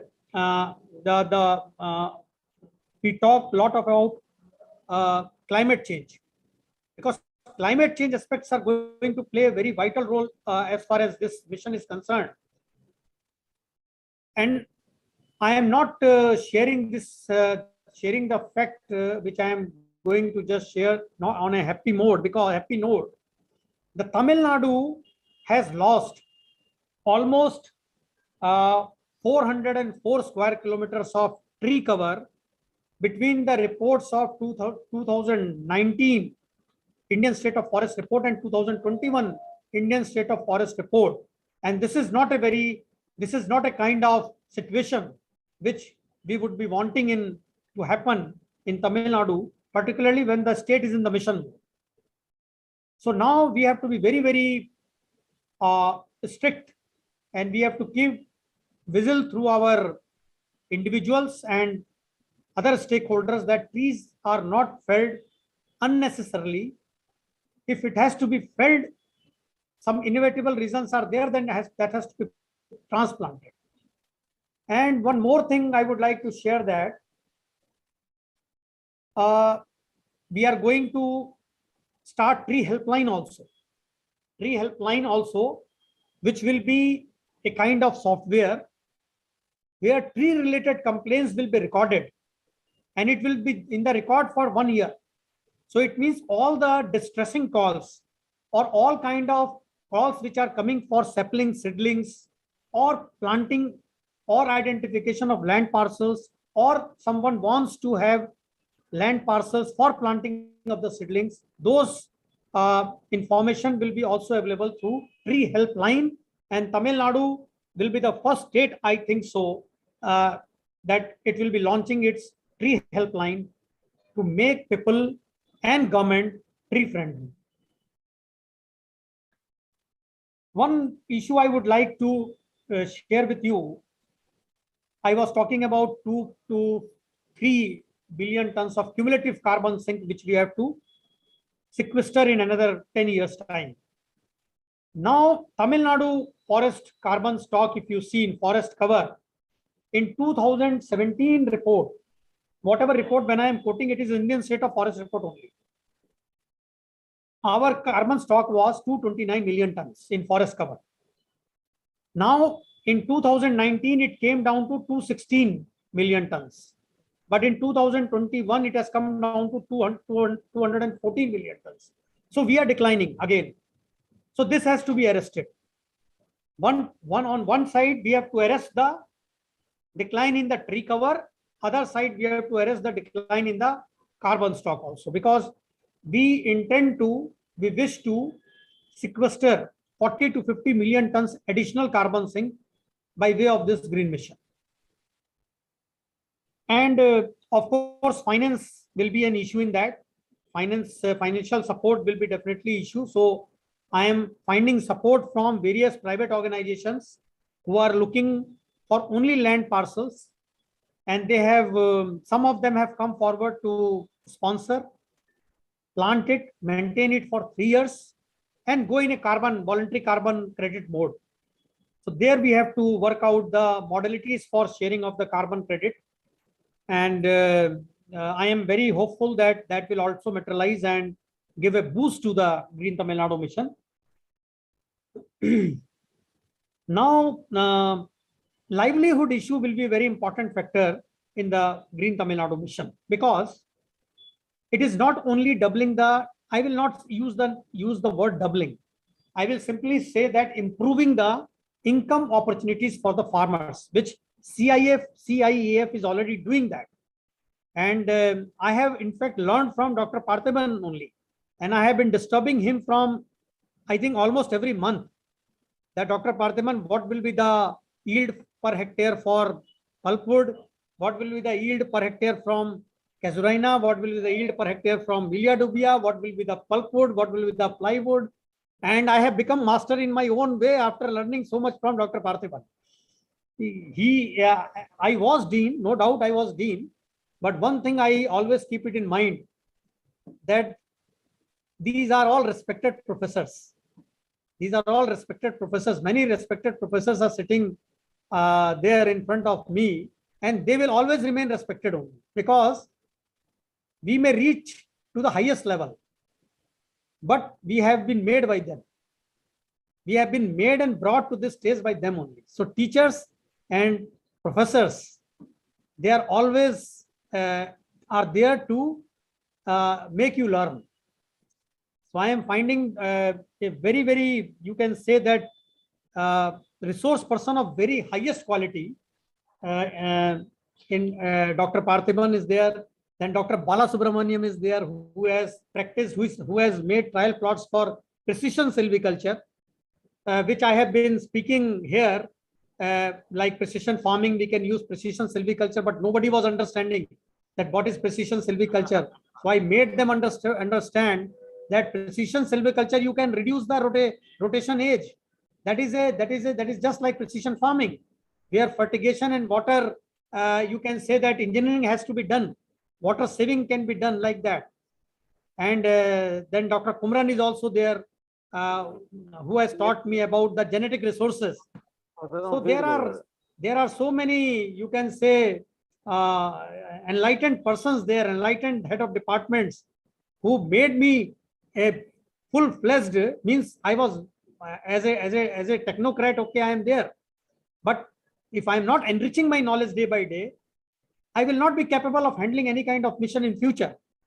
Now, because of my stint in the CRI, and because of my stint with Dr. Parthiban, Dr. Bala Subramaniam, Dr. Kumran, I think I became little bit capable of now handling this mission. And I am talking scientifically now. I don't talk without database. This I have learned from Dr. Parthiban, that he always quote all data he will quote. So that is the kind of zeal and enthusiasm one should have. And I am not seeing 2017-18, I have interacted with Dr. Parthiban in person. But still when I talk to him, the same zeal and enthusiasm, and even more than that I am finding him, which is becoming a kind of motivation for me to take this mission forward. Now, one thing I will also want this particularly Forest College and Research Institute to help the Green Tamil Nadu mission through the students. How it can do is that a lot of livelihood issues are involved in this. Farmers' livelihood automatically you are taking care through CIAF, and it will be further taken care into by way of district green committee. But what about tribals and forest dwellers? Their livelihood actually needs, it's a very, you can say it's one of the priority agenda under the Tamil Nadu Green Tamil Nadu mission, because non-timber forest produce, somehow we are not getting the proper accounting of the yield, and there is no federation, and there is no online system where these tribal organizations or forest dwellers can trade. Just like consortium, they can have consortium linked with the industries of NTFPs and can earn the livelihood in a more dignified way, because after all, the resource belongs to the tribals. And generally, in all the states, forest department is considered as anti-tribals. I think 90% of you will agree. I think maybe 99% you will agree. I want to reverse this trend. I want to reverse this trend through Green Tamil Nadu mission, that without tribals sustenance, without tribals improvement in livelihood, we should not boast the success of the Green Tamil Nadu mission. So it is my request to Dr. Parthiban, please devise some consortium model for bringing tribals into the mainstream through linking same linkages to the industries, where the collection of the non-timber forest produce, processing of the non-timber forest produce, then directly linking it to the, or you can say value addition of the non-timber forest produce, and then linking into the industries is taken care of. If this is done, it will be one of the wonderful things which will be happening as a part of the Green Tamil Nadu mission. Now, third thing is our farmers and the fringe communities who are living at the fringes are very much, you can say that, eligible for claiming carbon credits. So we should also work in this direction, eligible for? And have a kind of carbon credit fund.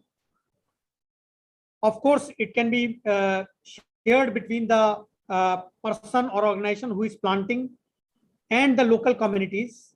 Of course, government will not come into that, or government may also have some kind of like that 70, 20, 10. 70 can be planters, 20 can be tribals or the farmers, and 10 can be farmers' land, so it will be entirely go to farmers. Only 10% charges, something like that can be taken. But in case of, you can say that when it comes to government land, government government land parcels, there it can be a different mechanism of sharing. That we have to, that we are taking into consideration under this mission. Last but not the least, because I would like to hear from you also. Here the main aim is strategies to improve the forest productivity, strategies to improve the farm productivity, and strategies to improve the soil of the state. A very appropriate water management, evolving the water provisioning services, improving the water provisioning services, and very good, very sound technology based land use management. Now, as far as you will be knowing that land use change in forestry alone, as per the MOEFCC 2015 report, has sequestered 252.5 million tons of carbon dioxide equivalent. So land forestry is an integral part. It will remain an integral part. It is one of the good strategies where the carbon, where we can mitigate the adverse impacts of climate change. And urban areas trees, peri-urban areas trees, not only will help in the carbon sequestration, but also will help in the improvement in the air quality by way of pollution abatement. When I was Dean, Dr. Bala Subramaniam, I think, worked out on those trees which are abating sulfur dioxide, nitrous oxide, PM 2.5, PM 10, like that. I still remember. So these are all the things which will come into picture now, and I am very happy. Though I am out of the FCRI, but my heart is still there. My soul is still there. And with that soul, I am feeling confident that I can spearhead this mission because I have a backing of very capable professors, very capable, you can say, plant breeders. Dr. Parthiban himself is a very good plant breeder, because in this mission, we will be requiring quality seedlings. And now from 2024-25, we will be requiring quality seedlings of the tune of 30 crore per year. Then only we can reach our target of 260 crore in 10 years. So I think it is not a capability of the forest department to do at all. We have to rope in, we have to think, we have to brainstorm that how the capacity of the nurseries, capacity of the individuals, organizations can be upscaled so that quality seedlings, technologically driven, technology-based seedlings, clonal seedlings of highest quality can be given to the farmers and in the forest land. Last but not the least, we have to get rid of polythene bags also, because Tamil Nadu is in the mode of Meendum Manjappai. So Meendum Manjappai, something we have to go in a big way to wean away the plastics so that plastic pollution does not happen with the Green Tamil Nadu mission. Because if 260 crore of seedlings we have to plant in a period of 10 years, it means 260 crore polythene bags. And that if you calculate in the amount of million, it will come in tons, million tons. So that will be another kind of menace attached with the, you can say that the Green Tamil Nadu mission, which I don't want at all. So therefore, we have to think alternatives for plastic. We have to think for coir pith. We have to think for some some cloths, some kind of other material, bio, eco-friendly material. I am very much sure that though challenges are there, lots of challenges are there, but we have got a backing of scientific institutions. We have got a backing of, you can say that, think tanks who will advise us, guide us in making this Tamil Nadu green and healthy state. With this, I will close my, you can say, talk, but I would like to hear from you if anybody has some kind of additions, if somebody wants to add to this thing, because half an hour is not sufficient for Green Tamil Nadu mission. I have just given in nutshell. So therefore, first of all, I am extremely thankful to Dr. Parthiban for giving me an opportunity to interact with you all, to speak my mind, and to share what is there in my mind about the Green Tamil Nadu mission. And rest of all now depends on the, many things will depend on the stakeholder. It cannot be a standalone activity of the forest department. First of all, it is not a forest department's baby at all. We are going through the district collectors, we are going through the institutions, experts, private organizations, individuals. It should be a household name, Pasumai Tamil Iyakam. Thank you so much.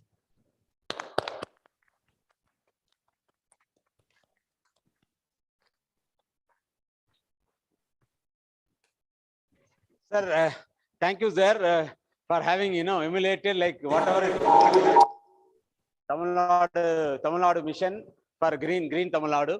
I think the consortium of industrial agroforestry is very pleased that we will be traveling along with the forest department to achieve the target of government of Tamil Nadu, sir.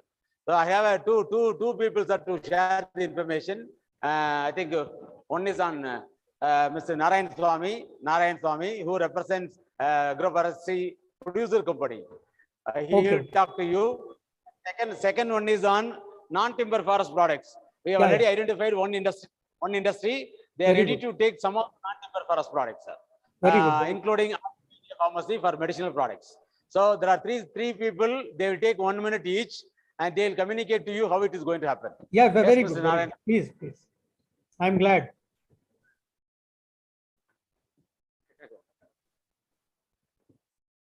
Good evening, sir. We had a very inspiring talk from you.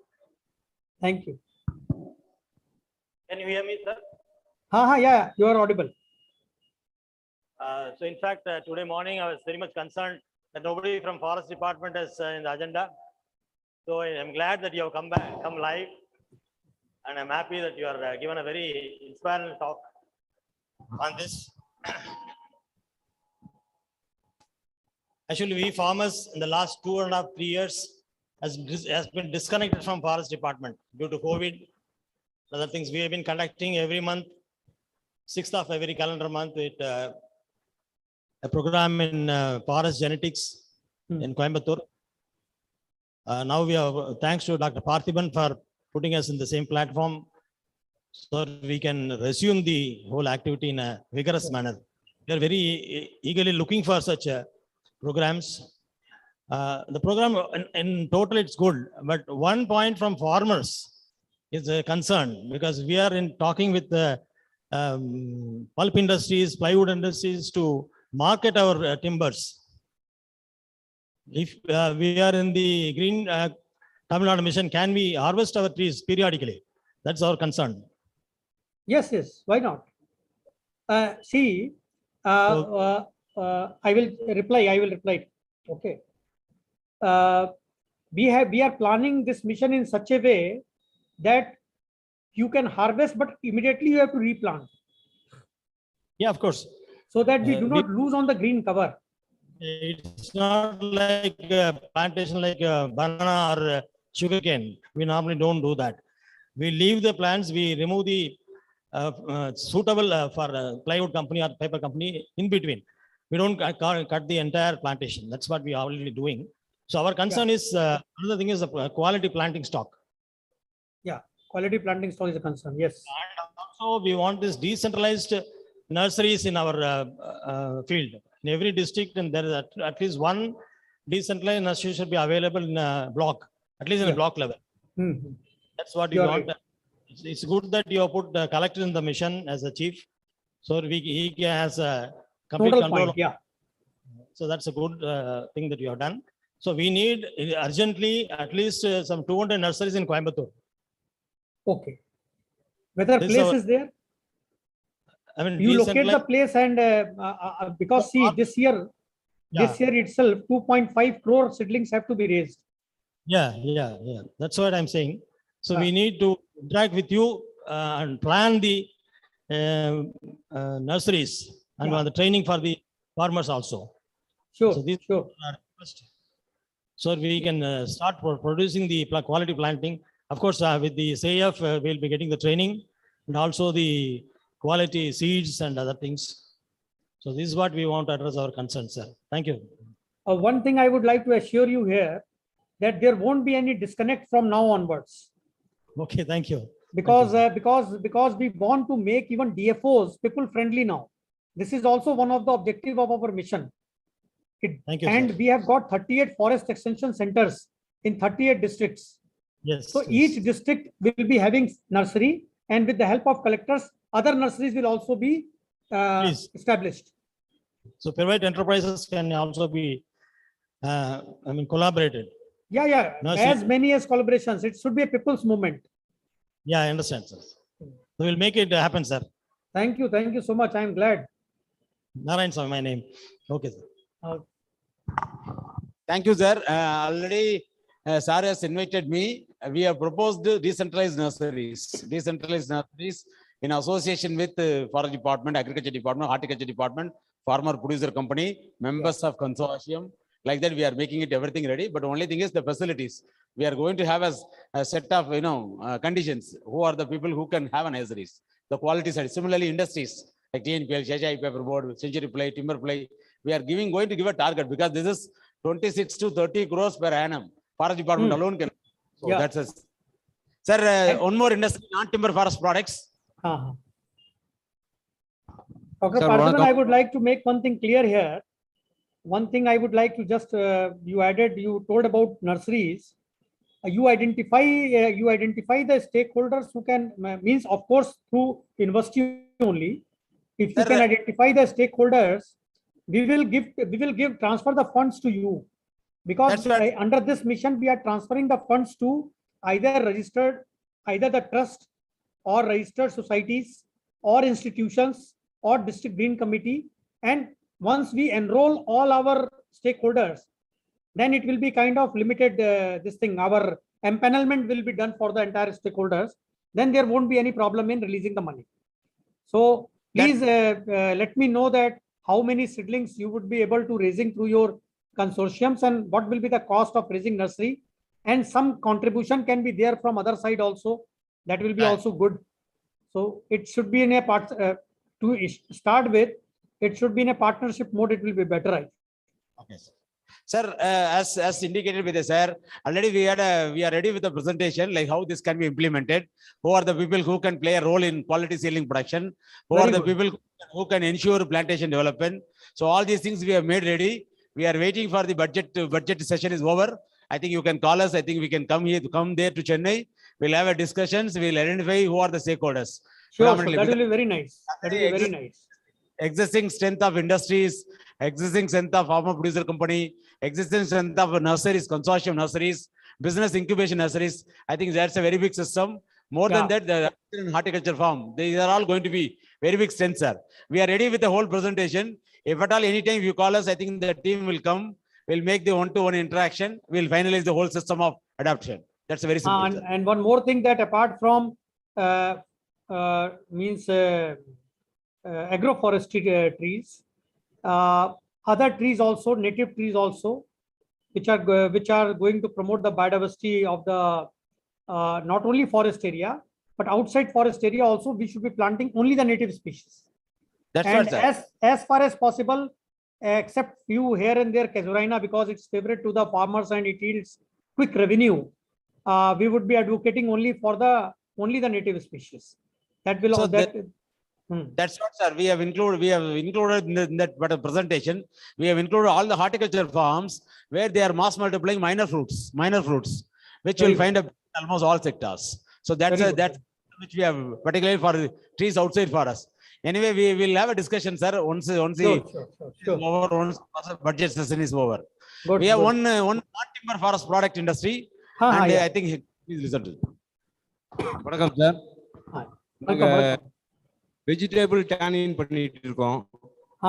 Vegetable stand wattle extract tannin இண்டஸ்ட்ரிக்காக Nilgiri wattle ட்ரீஸ்ல இருந்து extract எடுத்து பண்ணிட்டு இருக்கோம் sir. இந்தியாவிலே எங்க ஒரு company தான் இப்போ இயங்கிட்டு இருக்கு. இப்போ தற்சமயம் வந்து வேட்டில், அதாவது வந்து தமிழ்ல சொன்னா சீகை வேட்டில் இது, அதை வந்து இப்போ அது வந்து ரிமூவ் பண்றதுக்காக அரசாங்கம் சில சட்டத்திட்டங்கள் போட்டிருக்கு. அதை ரிமூவ் பண்றதுக்கு மினிமம் 15 இயர்ஸ் ஆகும். அது வரைக்கும் நாங்கள் அதை யூஸ் பண்ணிக்கலாம். அதுக்கு மாற்று ஏற்பாடாக வேட்டிலுக்கு ஈக்குவலான டேனின் கண்டென்ட்ஸ் வந்து மயிலாபார் கடுக்காய், மயிலாபார்ல வந்து எக்ஸ்போர்ட்டுக்கு வந்து மிக மிக it is terminally a chebula, sir. இது மேலை நாடு ரொம்ப லைக் பண்றாங்க. ஈவன் அமெரிக்கா, சைனா, இட்டாலி ரொம்ப டிஃபரெண்ட் இருக்கு. இதனுடைய கல்டிவேஷன் பீரியட் என்ன, அது growth வரைக்கு 10 to 12 இயர்ஸ் ஆகுது. அதனால இப்போ வந்து நாங்க வனக்கல்லூரியில கேட்டுக்கிறது என்னன்னா, ஒரு 4 or 5 இயர்ஸ்ல அந்த குளோனிங் வந்துச்சுன்னா, 4 or 5 இயர்ஸ்ல வந்து அந்த குளோனிங்ல கொண்டு வந்தாங்கன்னா விவசாயிகளுக்கு மிக உதவியாக இருக்கும். இப்போது வந்து அதனுடைய விலை வந்து ஒரு கேஜ் பர் கேஜ் நட்ஸ் மயிலாபார் 22 rupees to 25. டிமாண்ட் ஆகும்போது 30 rupees கூட ஆகுது.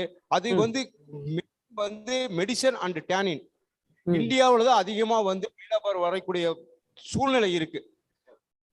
அடுத்தது வந்து திவி டேனின் கண்டென்ட்ஸ் அதிகமா இருக்கு. கேரளாவில் ரிவர் வாட்டர் சைடு தான் அந்த பிளான்டேஷன் வருது. நாங்க பார்த்திபன் சார் கிட்ட டிஸ்கஸ் பண்ணோம். அது 2 or 3 இயர்ஸ்ல வந்து அந்த ப்ராடக்ட் வந்துடும். அது விவசாயிகளுக்கு வந்து இந்த பவுண்டரி லைன்ல நிறைய வச்சாங்கன்னா மிகப்பெரிய 41 வேர்ல்டுல ஹையஸ்ட் டேனின் கண்டென்ட் இருக்கு திவி. அடுத்தது வந்து நம்ம நாட்டு மரமான மதுரம் பார்க்ல ஏகப்பட்டது இருக்கு. மாதுளம் பழம் Marudhu is a terminalia species, sir. All terminalia species. All terminalia. The bark of terminalia. Okay. பல வகையான நம்ம நாட்டு மரங்கள்லயே பல வகையான மரங்கள்ல துவர்ப்பு சுவை இருக்கிற மரங்கள்ல பூரா டேனின் கண்டென்ட்ஸ் அதிகமா இருக்குங்க சார். அதை வந்து விரைவில் வெளியே கொண்டு வந்தா 3 or 4 இயர்ஸ்ல growth கொண்டு வந்தாச்சுன்னா இது வந்து இண்டஸ்ட்ரீஸ்க்கு மிகப்பெரிய யூஸ் ஆகும். ஏன்னா டேனின் கிடைக்காதனால நிறைய லெதர் இண்டஸ்ட்ரீஸ் வந்து க்ளோஸ் ஆயிடுச்சு. ஒரு காலத்துல வந்து பூரா கெமிக்கல்ஸ் போட்டு கவர்மெண்ட் பொல்யூஷன் ஆனதுனால நிறைய கம்பெனி க்ளோஸ் பண்ணிட்டாங்க. இப்போ வெஜிடபிள் டேனின் தான் ஆல் ஓவர் வேர்ல்டுல வந்து நிறைய இது இருக்கு. கருவேலம் மரம் இருக்கு சார். இப்போ அது வந்து ஈக்குவல் டு கோப்ரச்சோ. அமெரிக்காவில் கோப்ரச்சோ மட்டும்தான் ஹையஸ்ட் டேனின். அதுக்கு ஈக்குவல் நம்ம தமிழ்நாடு கருவேல மரம். அதையும் வேட்டிலே ரெண்டையும் கிராஸ் பண்ணி ஒரு பாலினேஷன் கிராஸ் பண்ணி ஒரு கிராஸ் ப்ராடக்ட் கொண்டு வந்தாச்சுன்னா பிளைன்ஸ்லயே வந்து அதை சால்வ் ஆகும். வேர்ல்டுலயே பெஸ்ட் டேனின் கிடைக்கும். வெஜிடபிள் டேனினுக்கு வேர்ல்டு வைஸா மிகப்பெரிய வாண்டட் இருக்கு. This is with regard to tannin, dyes, gums and resins. So coming to non-timber forest products, we are identifying industries, sir. There is one more industry which we have identified is the Arya Vaidya Pharmacy. It's a major pharmaceutical organization. They are able to leverage anything more than 30 different forest products, sir, for a medicinal utility. I'll ask them to. எனக்கு ரொம்ப மகிழ்ச்சியா இருக்கு. நீங்க இந்த மாதிரி இந்த அளவுக்கு சொல்லிருக்கீங்க. நீங்க சொல்யூஷன் சொல்றீங்க, ப்ராப்ளம்ஸும் சொல்றீங்க, சொல்யூஷனும் சொல்றீங்க. இது நம்ம கண்டிப்பா இதுல இந்த மாதிரி ஷார்ட் ரொட்டேஷன் நான் டிம்பர் ஃபாரஸ்ட் ப்ரொடியூஸ் எல்லாம் கொண்டு வர வேண்டிய இப்போ சூழ்நிலை வந்துருச்சு. அதை நம்ம கொண்டு வந்தானா ஃபார்மர்ஸ்க்கு மட்டுமே இல்லை, ட்ரைபல்ஸ்க்கு ரொம்ப ஏகப்பட்ட அதுக்கு வருமானம் வர்றதுக்கு வாய்ப்பு கிடைக்கும். ஸோ நமக்கு இந்த மாதிரி இன்னொரு நிறைய வேணும் தமிழ்நாடுக்கு உள்ள. நம்ம நிறைய பண்ணிக்கலாம் தமிழ்நாடுக்கு உள்ள. இந்த மாதிரி நான் டிம்பர் ஃபாரஸ்ட் ப்ரொடியூஸ்ல ஃபாஸ்ட் க்ரோயிங் ஸ்பீஷீஸ்ல ஃபார்மர்ஸ்க்கு லாபம் வரும், அப்போ ட்ரைபல்ஸ்க்கு லாபம் வரும். அண்ட் தென் ஃபாரஸ்ட் இதுல நம்ம ஃபாரஸ்ட் ஃப்ரிஞ்ச் ஏரியாஸ்ல நிறைய ஜாயிண்ட் ஃபாரஸ்ட் கமிட்டிஸ் போட்டிருக்கோம், நம்ம செல்ஃப் ஹெல்ப் குரூப்ஸ் போட்டிருக்கோம். அவரும் யூட்டிலைஸ் பண்ணிக்கலாம், இதில் ப்ரோசஸிங் பண்ணிக்கலாம், அவங்க வேலை வாய்ப்பு கொடுக்கலாம். ஸோ நிறையா பச்சை எம்ப்ளாய்மெண்ட், க்ரீன் எம்ப்ளாய்மெண்ட் நம்ம நிறையா கிரியேட் பண்ணிக்கலாம். இது ரொம்ப ரொம்ப மிக ஒரு நீங்கள் ஒரு முக்கியமான விஷயங்கள் இங்கே சொல்லியிருக்கீங்க. எனக்கு ரொம்ப எனக்கு நம்பிக்கை இருக்கே that இது நல்லா படி கொண்டு வரலாம் நாங்க இந்த மிஷன் மூலமா நம்ம full support பண்ணுவோம். Please. Good afternoon, sir. I'm Shashi from Coimbatore area of the pharmacy. Actually, the Coimbatore area of the pharmacy factory is situated in Kerala, Kanjikode only, Palakkad district. But actually, our industry is facing one of the biggest problem is the scarcity of the raw material. Because scarcity of raw material. Because our raw material more than 90% of goes to plants based, no. So we require more plants based raw material. So presently we are getting the more adulterant and substitute species only. So we are promoting more one of the only solution for medicine plants cultivation. So without cultivation we can't do anything. So we are presently we are promoting more cultivations, especially in Kerala and Andhra Pradesh and some area in Tamil Nadu also. Recently we are promoting the Terminalia chabula and Terminalia bellica and Amlagi, that like that tree species, no. More than especially in the Deshamula plants. Deshamula means 10 roots. Yes, that is 10 roots, 5 tree species, no. Most of items coming from the natural forest only. Then unfortunately forest is goes to decrease, no. So we are also facing the one of the biggest problem is the scarcity of the raw material. So we have support the farmers. We can support the more farmers for cultivation like the tree species and the herbs and many products, many herbs, medicinal plants, sir. Thank you. Sir, Aryavaidya Pharmacy and TNIU, we are going to sign an MOA to promote medicinal trees, sir. So that list of trees also will be shared with you. In the Tamil Nadu Green Tamil Nadu mission, the medicinal trees can also be introduced as a bund plant or as a sporadic plant. That can be a market mechanism for the farmers and for the industry sustainable availability of raw material resources. There are two More ways. than that, Dr. Parthiban, this is very good thing, but I would like to, but now your student stay program is continuing now, post-COVID? Yes, sir. Yes, sir. Attachments to the forest circles divisions. It is continuing. So please kindly find through them that where these forest producers are going now, non-timber forest produce, neither tribals are getting benefited, neither industries are getting benefited. So where it is coming, whether yield has come down, productivity has come down, or some kind of, you can say that pilferage is happening. Okay, so we need to take this very seriously. Okay, sir. That will do. I know that our forests are very rich resources of this non-timber forest produce, like Chabula is there or Arjuna is there, and even you can say there are 35 species which are of very you can say that high medicinal use, but I don't know that where the yield is going actually. That we have to find out through forestry students also. Okay, sir. That supply chain will identify, sir. We have already some results are available. Anyway, I'll share it with you, sir, during the visits. Sure. Thank you, sir. I think it's a very valuable information, sir. How the Tamil Nadu government has taken a mission on greening Tamil Nadu. Whatever the modalities you have indicated, Consortium of Industrial Agroforestry take it's a privilege project. We will also be a part of the whole program, so that right from the seedling production and up to the plantation management, harvesting, felling, and the marketing. Because the strength of the consortium is we have all industries: pulp and paper, plywood, timber, any volume of wood available. We have already assessed the demand and supply pattern. For the demand, we'll grow the planting materials. And for the insurance of other ecosystem services, Forest College and Research Institute has developed a model for cultural services, regulatory services, and supporting services. For also quantification has been done. And today we have signed an MOA with the World Resources Institute, sir. Director Dr. Rushika is here. I think for all the Tamil Nadu Green Tamil Nadu mission, how this can be validated for carbon financing, I think their technical support is very important. Yes, I'll ask Dr. Rushika just share a few words to you, sir. Sure. Most welcome. Thank you, Dr. Parthiban. Delighted to hear the talk today, sir. So I think very briefly what I'm going to say is we're delighted to have signed this MOU with the FCRI TNU today to see how we can grow together to expand trees outside forest and agroforestry systems in India. In fact, one of the things 3 weeks back, we launched a paper on roadmap for scaling trees outside forest and agroforestry in India, where we were basically looking at policy incentives at the national level as well as in 6 states. And what are the key incentives that are working, which are not working? I'll also share that with your office, because there's some learning, because you're going on this path now to share in terms of different states and the incentives that have worked and not, and maybe some of those learnings happy to share, as well as work with Dr. Parthiban on this consortium as well. Thank you. So we are very keen on this carbon credit system, voluntary carbon market, and estimating the additionalities in the carbon being accumulated in the farm fields and even TOF. Because when we look at the carbon stock, carbon accounting, it is only restricted to the forest cover. If anything is less than 1 hectare and it is canopy density is less than 10%, or it is less than 1 hectare, even canopy density is more than 10%, it does not get covered under the forest cover. It comes as a tree cover. But tree cover, we don't have carbon accounting system at all. And for farmers' land also, there is a methodology.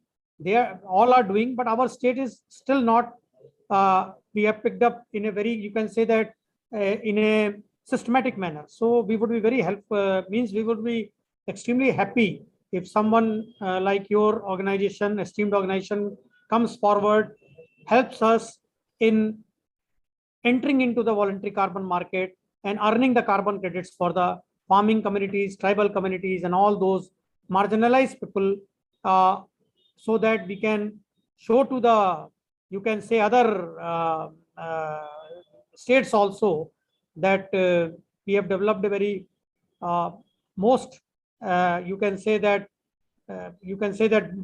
one of the most appropriate solution for carbon accounting as well as carbon credit. We look forward to work with you under this mission. Thank you so much. Thank you, sir. Farmers யாராவது பேசணுமா? Green Tamil Nadu Mission, விவசாயிகள் யாராவது? Mission பசுமை Director. Tamil இயக்கம் சொல்லுங்க. அது அவங்க கொடுத்துருவாங்க.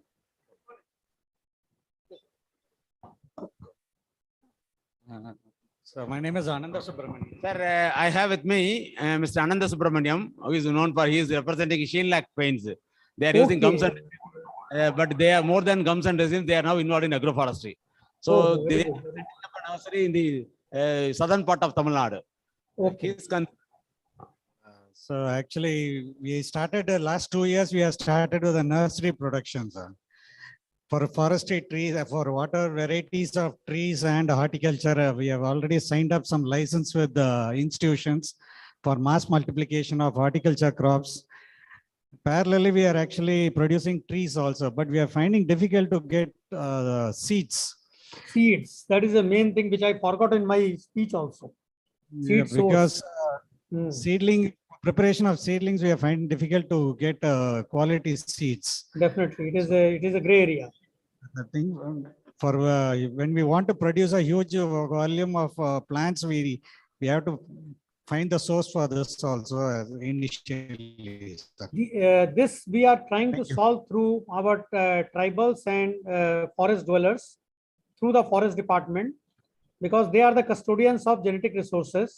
So I think some kind of you can say that time-bound collection of genetic resources will be restored in this mission, because the seed plays a very vital role in successful accomplishment of any greening project. And if seed sources are not from the plus trees or mother trees, or you can say genetically superior trees, or you can say that best seed provenance, success of the mission and success of the seedlings cannot be ensured at all. So this will be our prime objective in this, to have the seed mapping and then focus on the seed collection and bring back old technology, conventional also, for mother beds, sowing in the seeds, picking up there. Apart from clonal technology, this conventional technology should also be given a, you can say should also be given importance. So that is also our one of the prime objectives under this mission. Thank you, sir. Thank you. Okay. Anyone, any consortium farmers? Consortium. Okay. Acha. Good evening, sir. Good I evening. am Jayanti. I am MPhil in environmental biology. Now we have lands near the foothills of Western Ghats. We would like to plant our pure, our desi varieties of plants. We are searching for that, and we have some research works also. So in your this thing that green cover revolution, we too thinking that, but today only I came to know that the scheme is in our government, and sure we will do our best for your this thing. And Sure. I'm searching for the pure breed and the government support also for the farmers near the foothills sites. Okay, good. Definitely Then will take care of farmers near the foothills, every nooks and corners of Tamil Nadu. And then another one request from farmer side. The farmers don't have the financial support as the business people have for our development. So many formalities are there. Even the this angel funders also not supporting the farmers. They are not believing that farmers will repay that. As government or the angel funders, as they are believing the business people, they are not believing farmers. But we farmers definitely never, and we are, what to say, I'll say the farmers have the pure heart. Definitely, if you support the farmers, definitely they will repay, sir. We don't want any that subsidies or any other things. We want loan with free hands. We will definitely will pay. From the farmer side, I want to say, because we struggled much, we will go to the bank and we will to get loans to develop our lands. Everything they'll talk, finally we won't get. How much loan do you require for that tree loans? Sir? How much amount you require as a tree loan for individual farmers? At least 25 lakh is for me concerned to develop 25 acres. I need at least 25 lakhs 25 to lakhs. get water, to put mortar, fencing, as we foothills farmers having the elephant and wild boar problems also there. So for everything we need it, but too much of formalities, we could not find our funds. As already we are in rainy seasons and all, we have need much money to existing our that flood and all will come. So again, rebunding we need. For that itself, it's a struggle only for us. So from government side, farmers need financial support to develop. Then the foothills will be fully green. Do you have this farmers producers organization there? FPOs, sir? Farmers producers organization? Sir, okay, sir. I think for this, I'll have information, sir. Already, NABARD has asked for scale of finance. Scale of finance, we have given to almost 13 different tree species. Scale of finance is given, sir. Another 17 species, we are working on it, sir. For the state of Tamil Nadu, we have identified 30 different tree species. For all the 30 different species, scale of finance is going to be given to lead bank, and ultimately it will go to NABARD, sir. So it will take some more time. It will be getting obtained. As far as her case is concerned, it's an individual case. It's a banker's case-to-case basis. It will be developed. For a common case, for every species, it will be different, sir. Her case is different. For individual case is different. Okay, sir. Please, madam. Okay, I got Thank it. you, sir. But we'll definitely help in whatever way we will, is possible. Okay, sir. And if for sir's information, District Collector Coimbatore has asked for a scale of finance for a wide range of species. Already for 12 species we have given, sir, 12 or 13.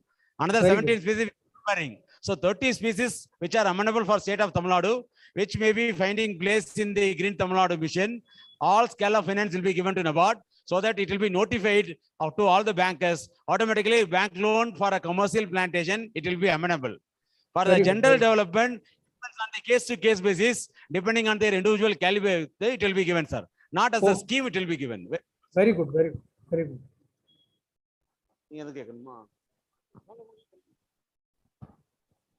Good evening, sir. I'm Kumar Sami. I'm nursery at Coimbatore, sir. I'm having nursery at Coimbatore for the past 20 years. I am one of the consortium members, sir. Sir, he is Kumarasamy. He has a nursery. Okay, it's right. Okay. Anyway, for information of all of you, Green Tamil Nadu Mission Sensitive Workshop is, sir, his concern is he is ready to produce any volume of seedlings up to 20 lakhs, no issue. I think already I have already shared the list of consortium nurseries also. So only thing is the buyback. Definitely Forest Department will take the material, no issue at all. That's what I am answering. But he asked this has to come from your side. No, this is, see, we have to, now only we are raising for this year, means for next year planting 2.5 crore. From next to next year, it will scale up to 30 crore a year. So we will be needing partners like you. Because I think that planting 30 lakhs, raising 30 crore and planting 30 crore requires massive establishment, massive support from the institutions, organizations, NGOs, experts, various departments, private sectors. That's why I told that every stakeholder is very important for us. And there should not be any shortfall in raising nursery and planting. That is only our concern. So therefore, you will play a very vital role in this thing, our mission. Be welcome.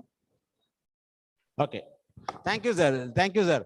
I think we are closing this session, sir. We'll give a very big hand to you for having joined us. Thank you. Thank you.